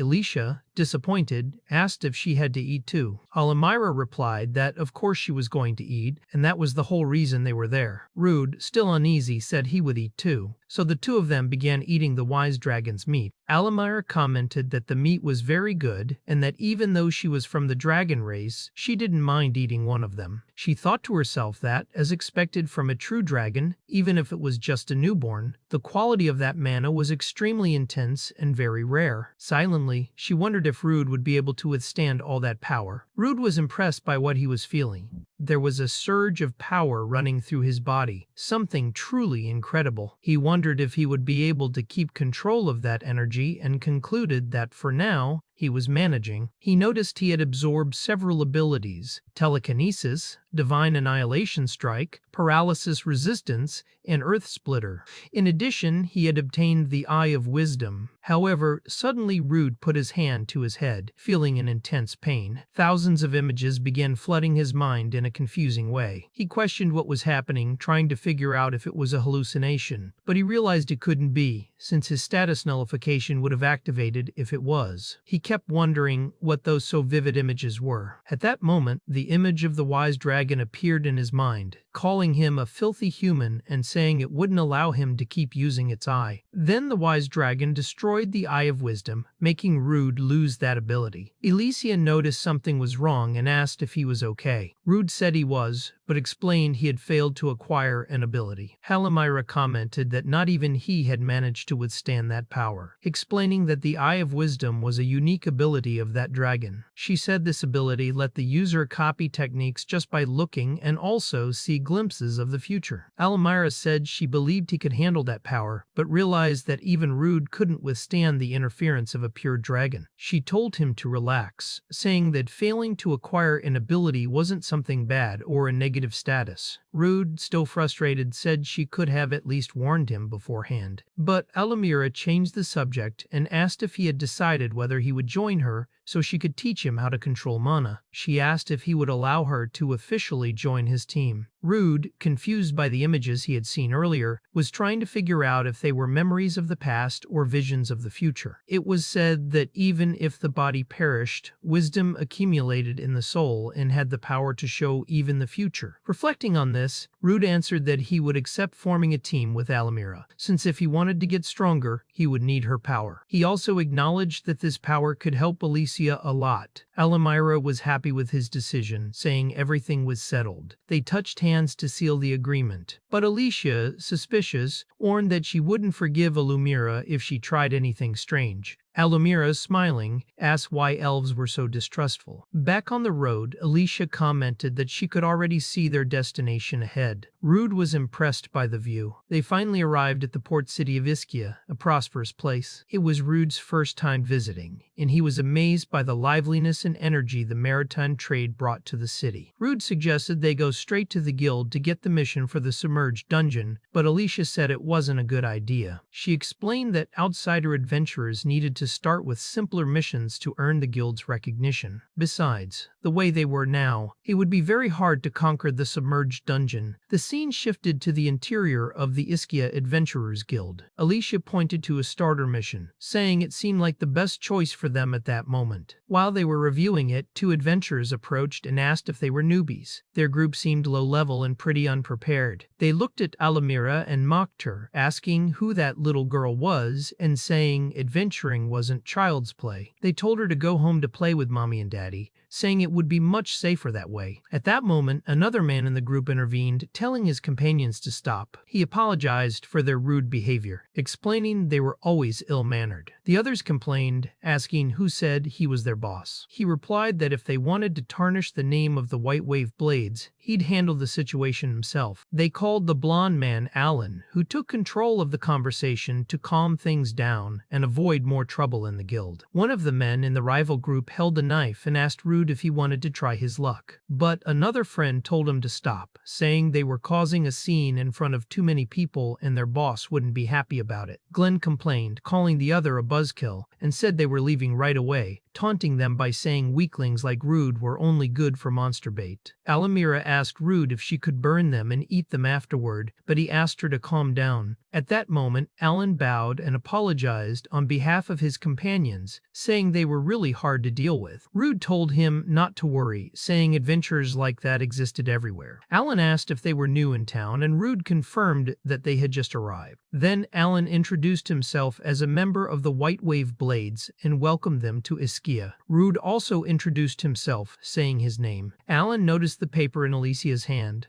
and was surprised to see it was a mission to subdue an earth blue shark. Alicia confirmed it, explaining that since they had just arrived in town, they thought they'd start with something like that. Alan said he understood, but warned that even though it wasn't a very difficult mission, it required a boat because it was at sea. Alicia asked if they should rent a boat, and Alan offered to lend them his to make up for his friend's rudeness. He even offered to accompany them, since sea missions could be complicated for those who weren't used to them. But Alamira declined, saying they didn't need it. Alan said it was fine, and that he just wanted to apologize for the trouble his group had caused. He said it was really important to form teams with people you could trust to watch your back. Finally, he said he'd prepare the boat at the port and wished them a safe journey, hoping the ocean spirits would bless them. The scene then shifted to the three of them already sailing on the boat. Alicia remarked that they were really lucky to have gotten the boat. Rude said Alan was really nice to them, but Alamira complained that the boat was very mediocre. Alicia, annoyed, told her to stop whining, reminding her they were almost at the hunting area. Alicia then called Rude over to talk. She activated her water spirit blessing of Erndel to allow him to breathe underwater, but realized it didn't work as she suspected. Rude's abnormal status nullification prevented the effect. Alicia explained that they normally use that magic to breathe during underwater battles. Rude said it wasn't a problem, since he had the high-speed swimming ability. He told the two of them to wait, and jumped into the water, saying that since the mission was low rank, he'd be back soon. Alamira, watching this, commented that he was really very interesting. Rude, already in the water, tied a rope around his waist and swam quickly, locating the earth blue shark. The monster had abilities like water bullet, current, amphibious, and aquatic pressure resistance. While planning the hunt, Rude thought about how he would prepare the shark dish, whether he'd make sashimi or fry it, but decided to cook it Meunier style. The shark noticed his presence and lunged at him. On the boat, Alamira wondered if Rude would be okay, but decided that monster wasn't all that threatening. Alicia explained that if anything happened, he'd send a signal by tugging the rope so they could pull him back. She believed it would be very easy for him. At that moment, Alamira noticed something floating in the water and was surprised.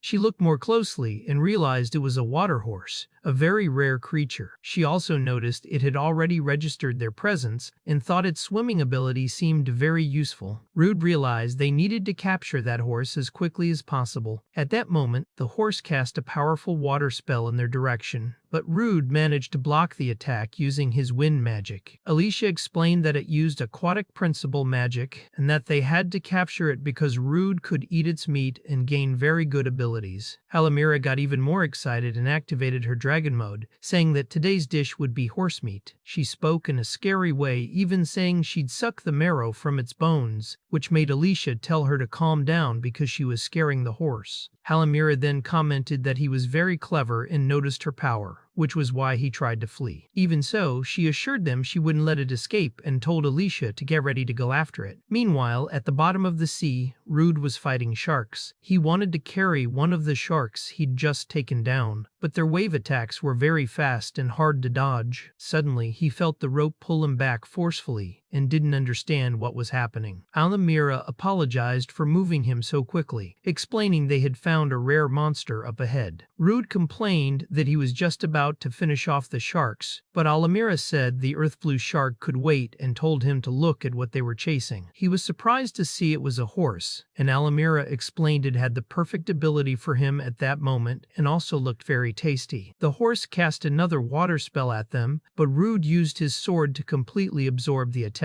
He got excited, saying he really wanted that ability. Alamira told him to hurry as much as possible. When she looked back, she noticed the sharks were following them. Even so, she said to leave the sharks alone and not to lose sight of the horse. They saw the horse flee to a small island and decided to follow. When they arrived, they ran across the sand. Rude mentally apologized to the shark he'd wanted to capture before, knowing he'd have to leave it for later. But something unexpected happened. The sharks started running across the sand, which surprised Rude when he realized they weren't normal sharks. Rude stopped and told Alamira and Alicia to take care of the horse on their own because he'd stay behind to fight the sharks. Alicia agreed without any trouble, but Alamira wasn't too happy about being given orders. Rude commented that those sharks had interesting abilities and activated his mana circulation, covering his body. One of the sharks jumped and bit his arm, but Rude already had his iron body ability active and managed to kill the shark on land. He thought he was starting to get the hang of using mana, and that his abilities were getting stronger. When the other shark tried to flee, Rude didn't let it and used the air blade ability, slicing the animal in half. Meanwhile, Alicia and Alamira were completely lost because the horse had disappeared. Alamira insisted it wouldn't get away from her and heard a sound in the bushes, realizing it was there. To their surprise, there was more than one horse. Alamira thought things had gotten complicated. Alicia warned that they were approaching, and when all the horses attacked at once, she quickly activated Nomia and created a platform that lifted them into the air. Alamira praised Alicia's move and said she could now attack them all at once. Alicia launched several stone shards at the horses, which disintegrated into nothing but drops of water. They realized all those horses were fakes. Alamira was irritated, finding it reckless that they'd tried to trick her like that. She then detected the real horse again and lunged at it.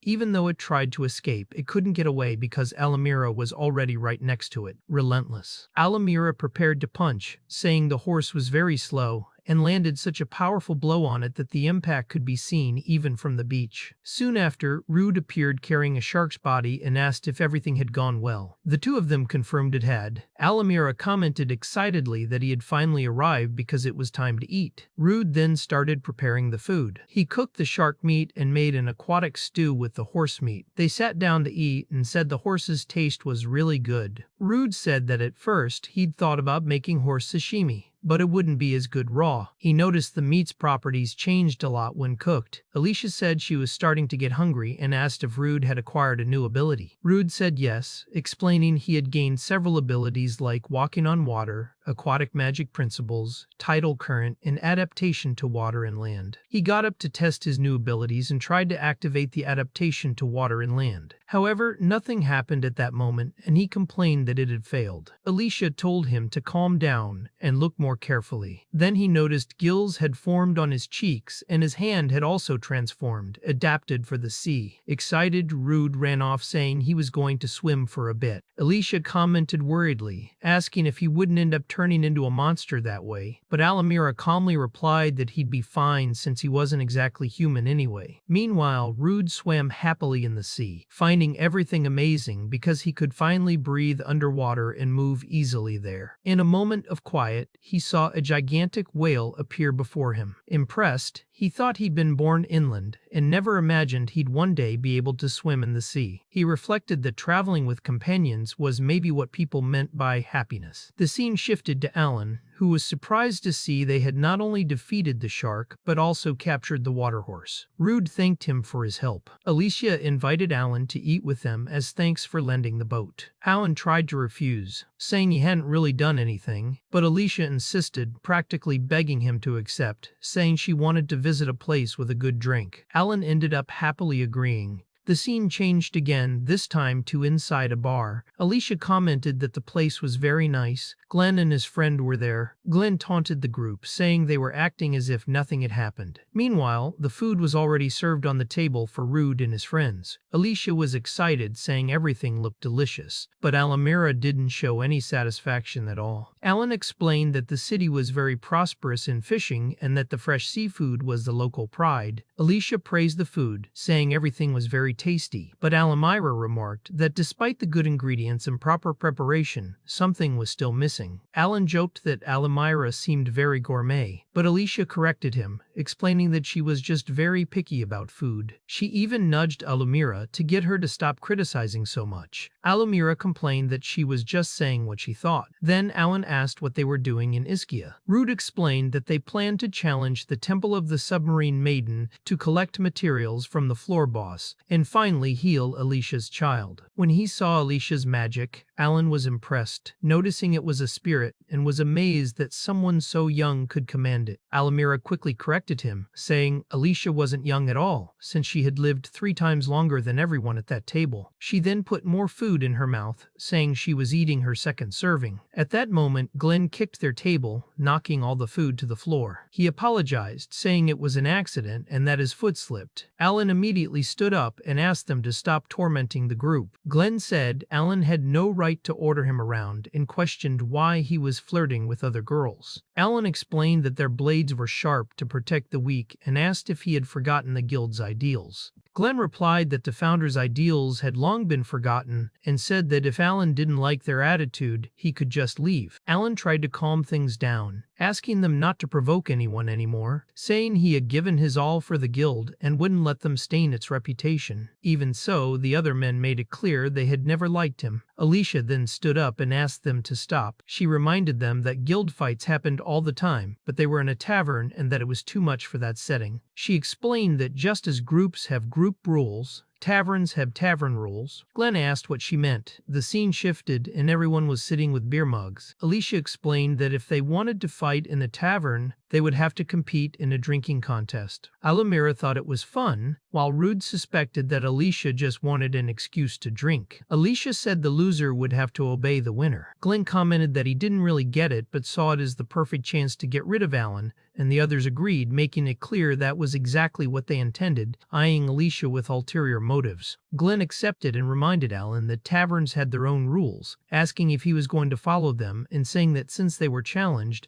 they would regret it. A mustache man said it was a pity for them since in town they called him Demon Pig Drunk because he never got drunk from any drink or on any ship, asking them to at least entertain him. Alumira and Alicia accepted the challenge and shouted for Rude to give the signal to start. After a while, 3 men were completely passed out while Alicia and Alumira remained steady. A man watching was surprised, commenting that the drink had about 3 times the normal alcohol content and that not everyone could handle something like that. Alicia praised Alumira, saying she was really good, and Alumira replied that Alicia was amazing too, and that her respect for her only grew. Even after winning, the two kept drinking. Rude tried to warn them that everyone was already on the floor, but Alumira called him a brat and said he needed to appreciate the taste of the drink. A man wondered if those two could handle the famous dragon chia beer, 100 times stronger than normal. Without thinking much, Alumira grabbed the mug from his hand and even forced Rude to drink. Everyone was shocked to see him drinking that legendary beverage in quantities that could kill a normal person. However, the drunkenness effect was cancelled by one of Rude's abilities, and he then asked everyone to stop fooling around. Everyone was impressed that he wasn't drunk and called him a monster. Alumira grumbled, saying drinking with him was really boring. When she tasted the drink, she was surprised by the flavor, considering it the best she had ever had, and banged on the table demanding that he drink more. Rude, already embarrassed, apologized to everyone and announced that the drinking contest was over. He said goodbye and left carrying Alan, who had passed out. Later,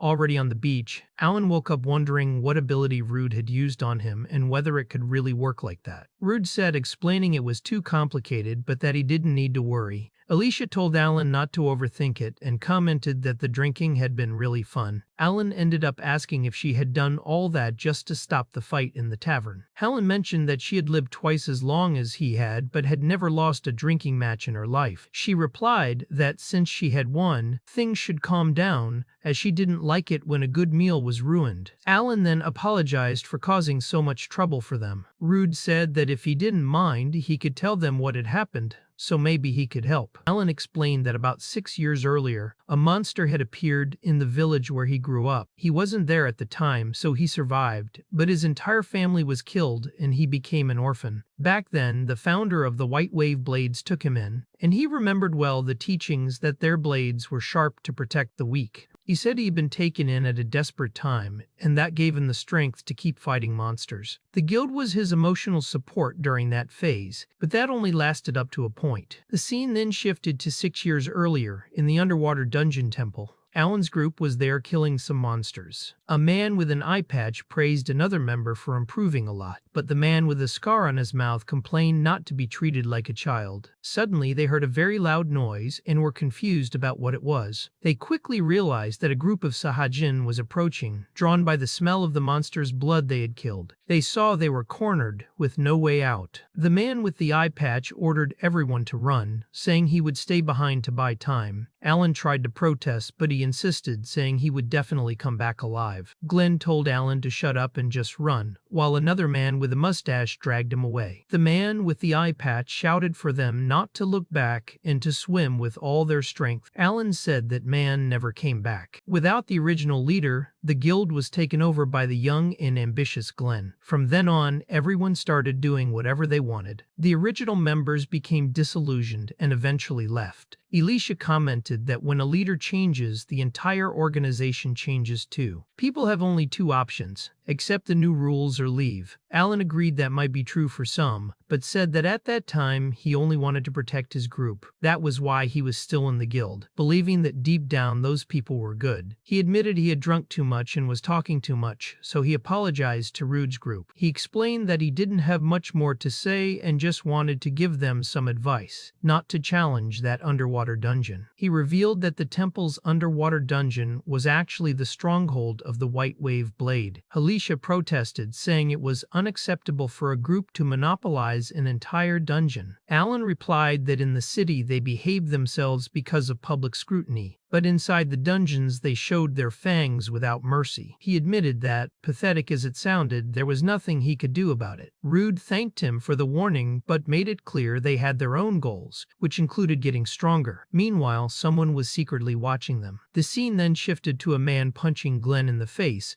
calling him an idiot for allowing outsiders to feel so comfortable. Glenn apologized, saying it wouldn't happen again. They were on their way to the temple's underwater dungeon, and the man made it clear he would never allow outsiders to disrespect the guild. Glenn tried to say they would handle it themselves, but the man insisted he would go too, because he had recently obtained something very good. He wanted to make everyone regret having humiliated them. The scene shifted to the entrance of the underwater temple. Rude asked if Alicia had ever been there before. She said she had, but it was a long time ago. The dungeon inside had probably changed a lot, so they couldn't let their guard down at any moment. Rude asked if that guild hadn't already occupied the place the first time she was there. As she remembered, she vaguely confirmed it. Alamira, mocking, commented that it was to be expected from an S-rank group, since Alicia barely remembered. At that moment, the guild appeared. The man in front asked why they were talking so freely, making it clear that this was White Wave Blade territory and they couldn't do whatever they wanted there. Alicia explained that they were already registered with the guild, so there was no reason to reprimand them. However, the man said that they were the ones who made the rules there, and that the group seemed to need a painful lesson to understand that. Meanwhile, Rude noticed some scars on Alan's face and declared that their blades never broke as long as it was to protect the weak. The man reacted with disdain, asking what he was saying. Rude replied that if the founder could see what he had become, he would be very disappointed. The man became enraged, called Rude a bastard,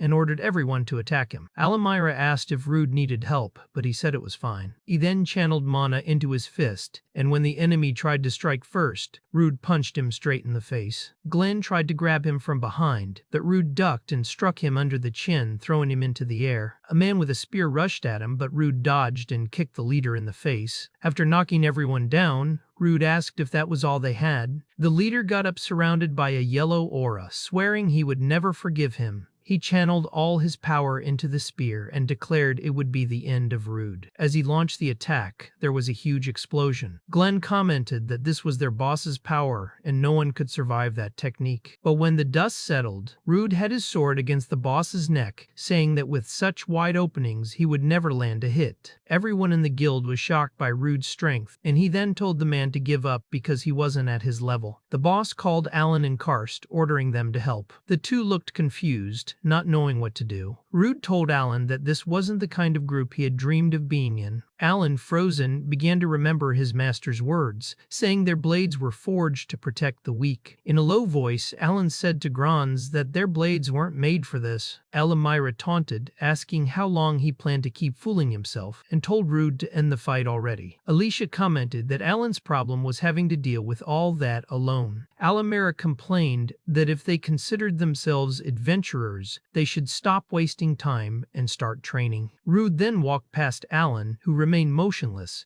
and his group entered the dungeon. Gran still shouted that they would pay for what they had done. Alicia remarked that they had finally entered the dungeon, but warned that from then on, everything would be underwater. Alicia activated her water spirit blessing ability, allowing everyone to breathe and move normally in the submerged environment. Rude activated his aquatic adaptation, ready for the mission, and reflected on the monsters they would encounter. Alicia jumped into the water, and Rude was impressed by the underwater view, but she reminded him it wasn't the time to get distracted because there was still a lot ahead. She said their welcome gift had already arrived, pointing to a level 32 sea monster ahead. The monster launched an attack in their direction. Rude and Alicia managed to dodge, but Alamira was left behind. However, they saw that Alamira had stopped the monster's blow with just one arm. She said she liked the attack, but it wasn't worth dodging, and then unleashed a strike so strong that it exploded the creature's head. She told Rude it was time to prepare a feast. But suddenly, she was caught by a monster that had been hiding underground. Before it could completely grab her, she managed to break free and commented that the enemy had been camouflaged and she hadn't seen it coming. Soon after, another monster appeared behind her to attack. Rude activated his fast swimming ability and, with his sword, decapitated the monster, saving Alamira. Rude said that at least this time he had managed to arrive in time. Alicia warned Alamira not to be so reckless, reminding her that the dungeon was full of aquatic monsters and dangerous traps. Even so, Alamira replied that when those monsters showed up, they were nothing special. She crushed and tore off the tentacles of the monster that had come from underground, and told Rude she thought it would taste good. Then she started yelling at him, demanding he start cooking immediately because she was very hungry.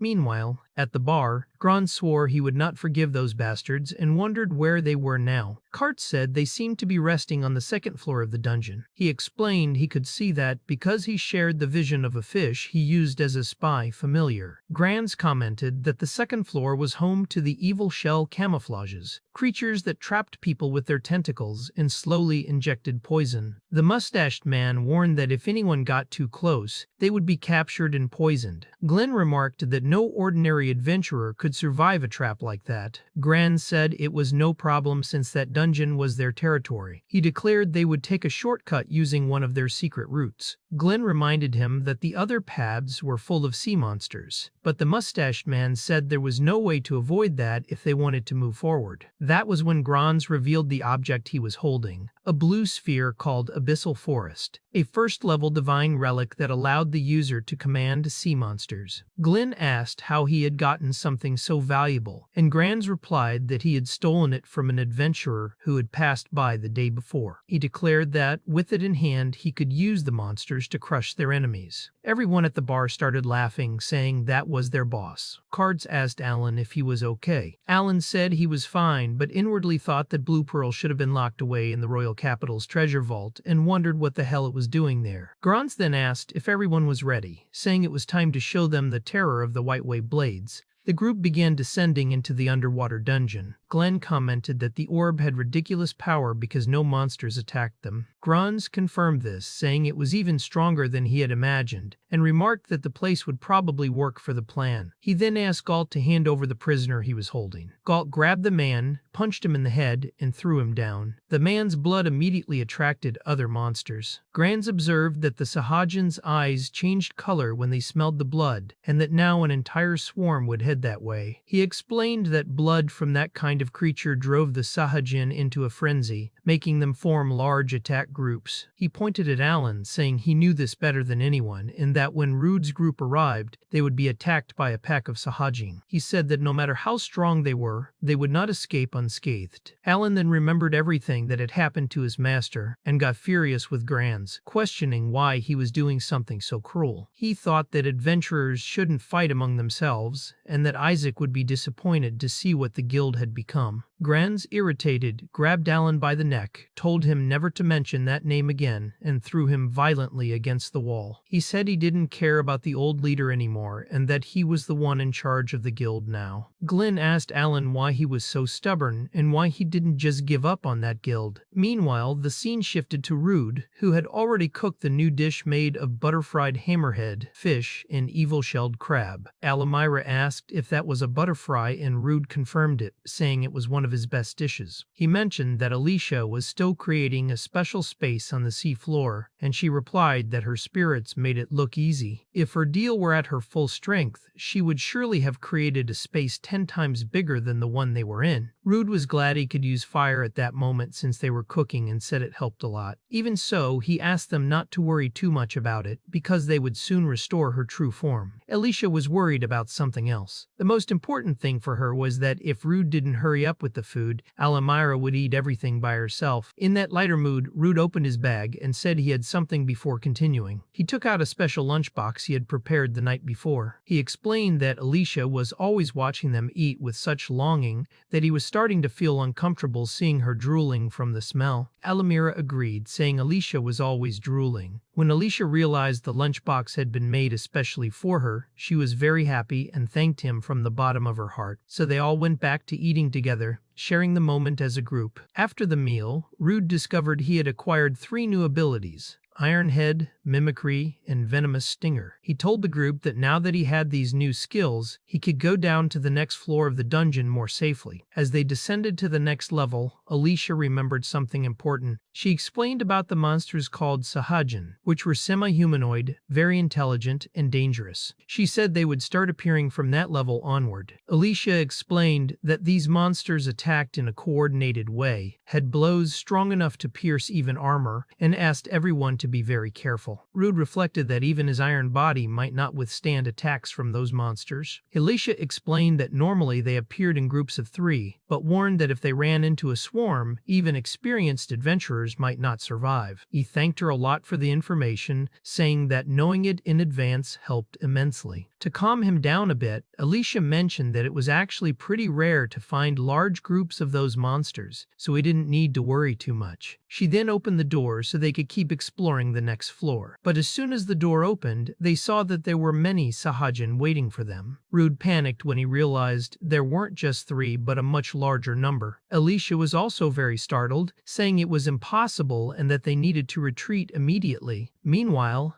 Alamira didn't seem worried at all. She simply stepped into the room full of monsters. Rude was shouting that they needed to run as fast as possible and asked what Alamira was thinking. But she answered coldly and strategically, saying they needed to think smart because she would handle making that swarm stop being a problem. At that moment, Alamira transformed her hands and legs into dragon parts. Instead of feeling fear, she taunted the monsters to come at her all at once. When the Sahajin charged to attack, she delivered such a powerful punch that it caused a strange effect, leaving Rude and Alicia not quite understanding what had just happened. Alicia insisted that they needed to retreat, but Alamira stayed calm. She told them not to worry anymore and not to panic, assuring them they could just follow her. Right after that, a huge tornado formed, lifting all those monsters. Then there was an explosion that defeated them all with incredible ease. Alamira remarked that the fight had been good exercise after their meal. Rude was impressed by her strength and said she was truly amazing. Alamira confidently replied that her right hook was definitive and deadly. She picked up a piece of meat from one of the defeated monsters and said she had already prepared the next step, handing the extra ingredients to Rude. Alicia, however, was serious and pointed out that it was still very strange they had found an entire band of Sahajin waiting for them right at the entrance, indicating that something was very wrong there. Alamira agreed it seemed like they hadn't left any tracks and that the monsters had used a clever trick to ambush them. Rude commented that he already knew Alamira was strong but that power was unbelievable. She answered that, compared to her enhanced power, that was nothing. Hearing this, Rude was surprised and said that if it was true, he needed to get stronger as quickly as possible. Meanwhile, elsewhere in the deeper layers of the dungeon, the guild group was outside the floor boss's room. Cart started shouting desperately. The boss asked what had happened, and he explained, panicked, that the Sahajan swarm had been completely wiped out by a single girl. Everyone was extremely scared, unable to believe something like that could be true. The group's leader, seeing the situation, commented that it wasn't actually that bad, since it would have been far worse if they all died there pointlessly. With a strategic care, he opened a large door, revealing that he had a plan to solve everything at once. He intended to unleash a giant monster on the intruders, trusting it would eliminate them without difficulty. Galt was impressed and said that creature was insane. Grans, for his part, proudly explained that he was the master of that dungeon,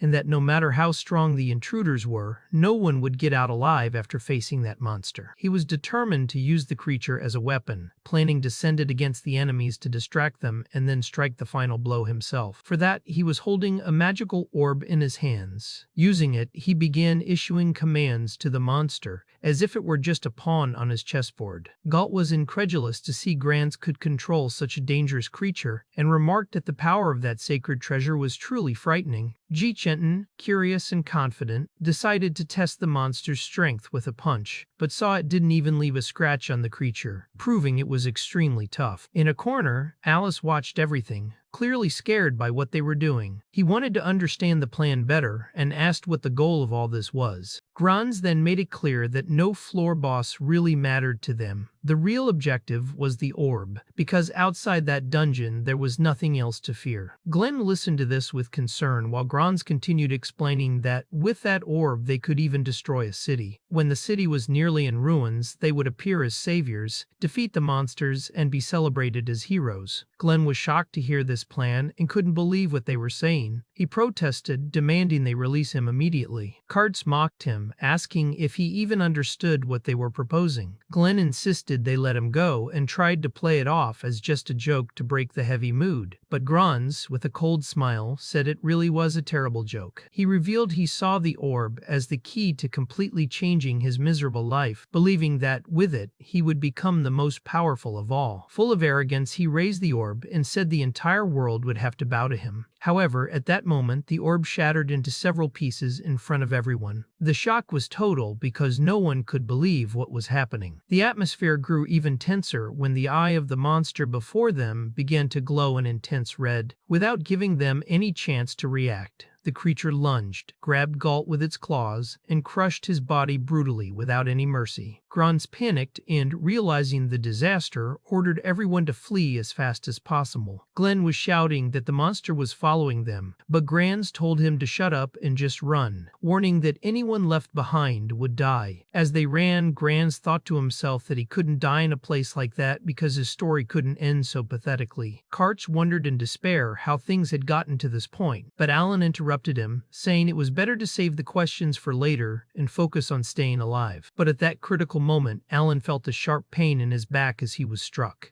To his surprise, it was Grans himself who had attacked him. Confused and betrayed, Alan asked why he had done that. Grans explained that it was the leader's order and that Alan needed to face the monster to buy time for the others to escape. Alan, shocked, refused to act as bait, saying he would never do something so vile. Grans, trying to sound nobler, said he wasn't telling him to sacrifice himself as bait in a dirty way, but needed him to save his friends, just like the legendary Isaac, whom Alan so admired. Speaking in a cold tone, Grans told Alan not to disappoint him. He then activated a special ability on him called Warrior's Gathering, which had the power to draw the attention of all monsters to a specific target, whether a human or a weapon. At that moment, the monster was already right in front of Alan, ready to attack. Grans believed that if they could move deeper into the dungeon, the monster wouldn't be able to reach them, even being a floor boss. But suddenly he paused to reflect, feeling that something was very wrong. He thought that ever since that group of outsiders had arrived, everything had gone wrong for them. Then, amid the chaos, they all began to hear a strange music echoing through the corridors. The sound was eerie, and as it grew louder, they realized other monsters were approaching quickly, making their situation even more dangerous. Grans looked at the path ahead and reflected that he really wanted to avoid fighting monsters in the deeper layers of the dungeon, but with everything that was happening, they no longer had a choice. Soon after, he noticed something even more alarming. The creatures appearing weren't ordinary monsters, but sirens, beings known for their hypnotic song. Realizing the danger, Grans pressed his hands hard over his ears, shouting for everyone not to listen to that treacherous music. However, Glenn noticed something strange. Even with his ears covered, the melody kept flowing through his mind, impossible to block. Desperate to react, Grans tried to attack one of the sirens with his spear but ended up paralyzed before he could complete the strike. The music grew stronger and stronger in their heads until Grans was completely dominated, falling into a state of brainwashing. Meanwhile, in another part of the dungeon, Rouge's group was fighting ordinary monsters. He took them down with steady blows while Alamira cheerfully hunted, saying she planned to dry that meat, make a good roast, and that it would go really well with a drink. In this calmer moment, Alicia became alarmed when she noticed something approaching at high speed. She commented that it wasn't just any monster, but a human presence. Soon after, the guild group appeared, running and stopping in front of them. Rude looked at them with disdain, remembering they didn't seem to have learned their lesson last time. But Alicia noticed Alan wasn't with them and realized something was very wrong. Before they could talk, Grans charged at Rude with his spear. Rude managed to block the attack with his sword, but immediately noticed Grans's movements were completely different, more aggressive and erratic. Using his analysis ability, Rude quickly understood that Grans was in a state of brainwashing. He warned the rest of the group about it. Soon after, Karts attacked Alicia, but she managed to defend herself firmly using her weapon, Erdeel. While Rude struggled to contain the brainwashed companions, Alamira casually asked if he needed help. But before she could react, Glenn tried to attack Alamira from behind. She turned quickly and blocked the strike effortlessly. Alamira, irritated, coldly commented that for a mere human to dare bare his fangs at her was the same as wishing for death. As she prepared to kill Glenn, Rude intervened, asking her not to do it. Alamira, surprised by the request, wanted to know the reason for such nonsense. Alamira explained in a harsh tone that since she had started living in that form, she had begun to understand humanity's rules differently. She said that people's insolent behavior was precisely because of those rules, and that even under brainwashing, those men were attacking with the intent to kill. Therefore, being in a dungeon, there was no reason not to kill them. Rude, however, insisted that he didn't want her to kill them. He remembered everything Alan had told him and explained that if she did that, Alan would be even sadder. Alamira couldn't hold back her laughter and mocked Rude, asking if he really cared about that blonde brat. But Rude answered seriously, saying he himself had forgiven monsters that killed his family when he was a child. That's why he knew very well how Alan felt at that moment. It was a very deep loneliness. He explained that friends were too precious, and for that reason he was asking Alamira to understand just this once. With a sigh, Alamira relented. She let go of Glenn's neck, giving him just a punch in the stomach to knock him out, saying at least she would leave him half dead. Alicia had also managed to defeat another enemy and mentioned it casually. Rude thanked her, relieved. Next, Rude used his Nomia ability to create an earthen hand to restrain another enemy, but Grans managed to break it with a spear strike. Seeing this, Rude told Alicia to leave him to him. He then activated his telekinetic charge, causing a controlled explosion that finally knocked Grans down. The fight ended with the three opponents lying unconscious on the ground. Sometime later, Grans regained consciousness and, proud,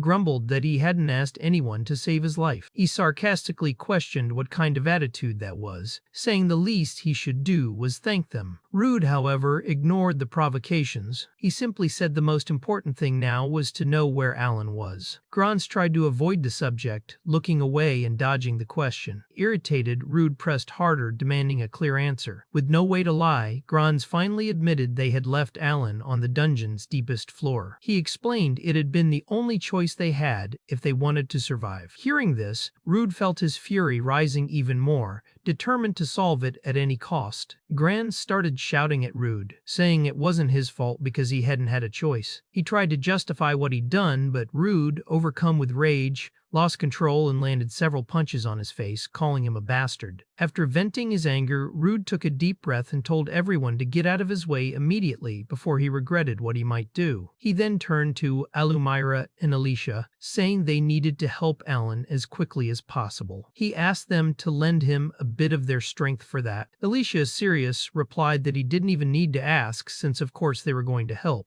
After all, they were a group and had to act like one. Alumira, more carefree, commented that she thought Alan might not even be savable, but at least hoped for the best dinner ever in the end. Rude, trying to stay calm, thanked them both. He explained that in that case, they would go all in for the lower floors without hesitation. But at that moment, everyone felt something strange in the air, a heavy sensation coming toward them. They looked at each other, confused, trying to understand what it was. Alicia noticed that the sea around them was turning red, something completely abnormal. She wondered aloud how that was possible. Alumira, more experienced with magical energy, explained that it seemed the very nature of the sea had changed, becoming saturated with a high concentration of magical energy. Because of that, soon a large number of monsters would gather in that area. Alicia remembered that normally, when something strange happened inside a dungeon, the standard procedure would be to retreat to regroup and recover. But that day, the strategy had to be different. She said there was no way to run anymore, and that the only option was to advance with everything they had. Then Alicia activated a spell to let everyone swim as fast as possible. The current began pulling them along, speeding up their crossing. They used the force of the water to reach the next floor more quickly. Some monsters appeared in their path, but they were defeated quickly thanks to their teamwork. As they advanced, Alumira asked curiously why Rude wasn't canceling her magic like he had done before. Rude paused to think and replied that he could do it if he wanted to. But Alicia explained that this wasn't ordinary support magic. She was actually asking Ordeal to manipulate the water flow to help them. She reminded Rude of when they had flown through the sky before, saying it was the same principle, using Ordeal's magic power to control the environment in their favor. As they kept swimming, they suddenly began hearing a strange song echoing through the water. They realized too late that they had run right into a group of sirens. Alicia became alarmed when she noticed that the song had the power to control minds. Rude, staying calm, said it was mind control and assured them he could handle it, since negative effects like that didn't work on him. Without hesitating, Rude moved in and drove his sword into one of the sirens' chests,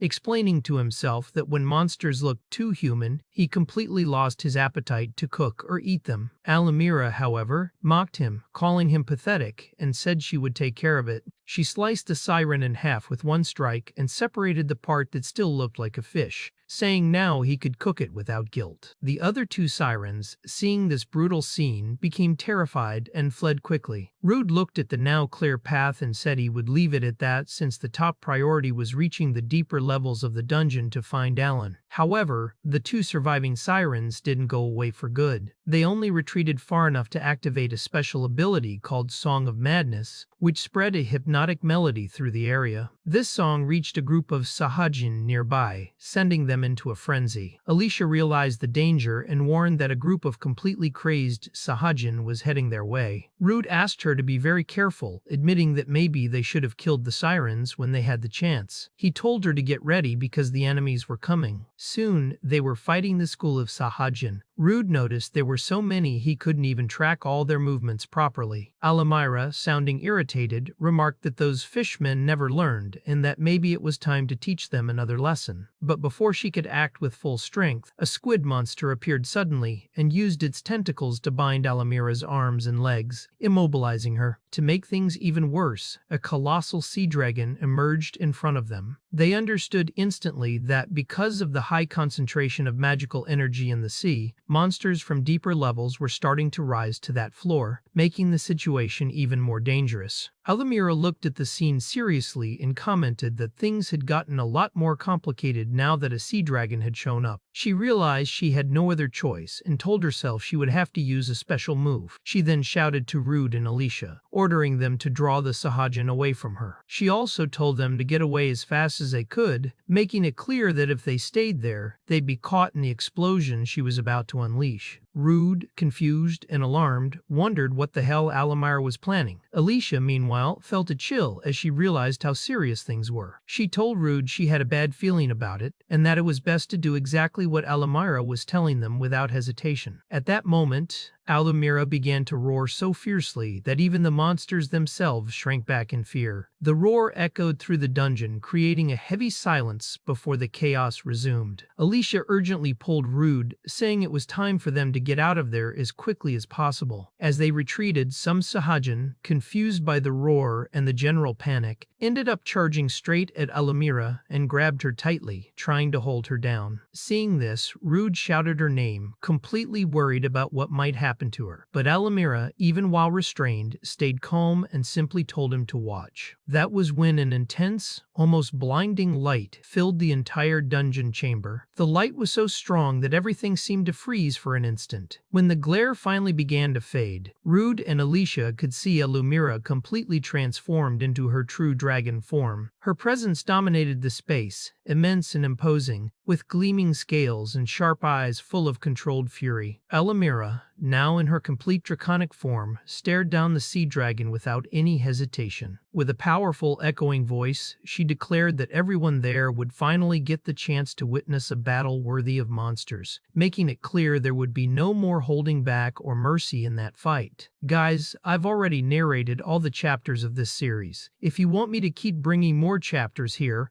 leave lots of likes and subscribe to the channel. Almost half the people watching aren't subscribed yet, so please support our work.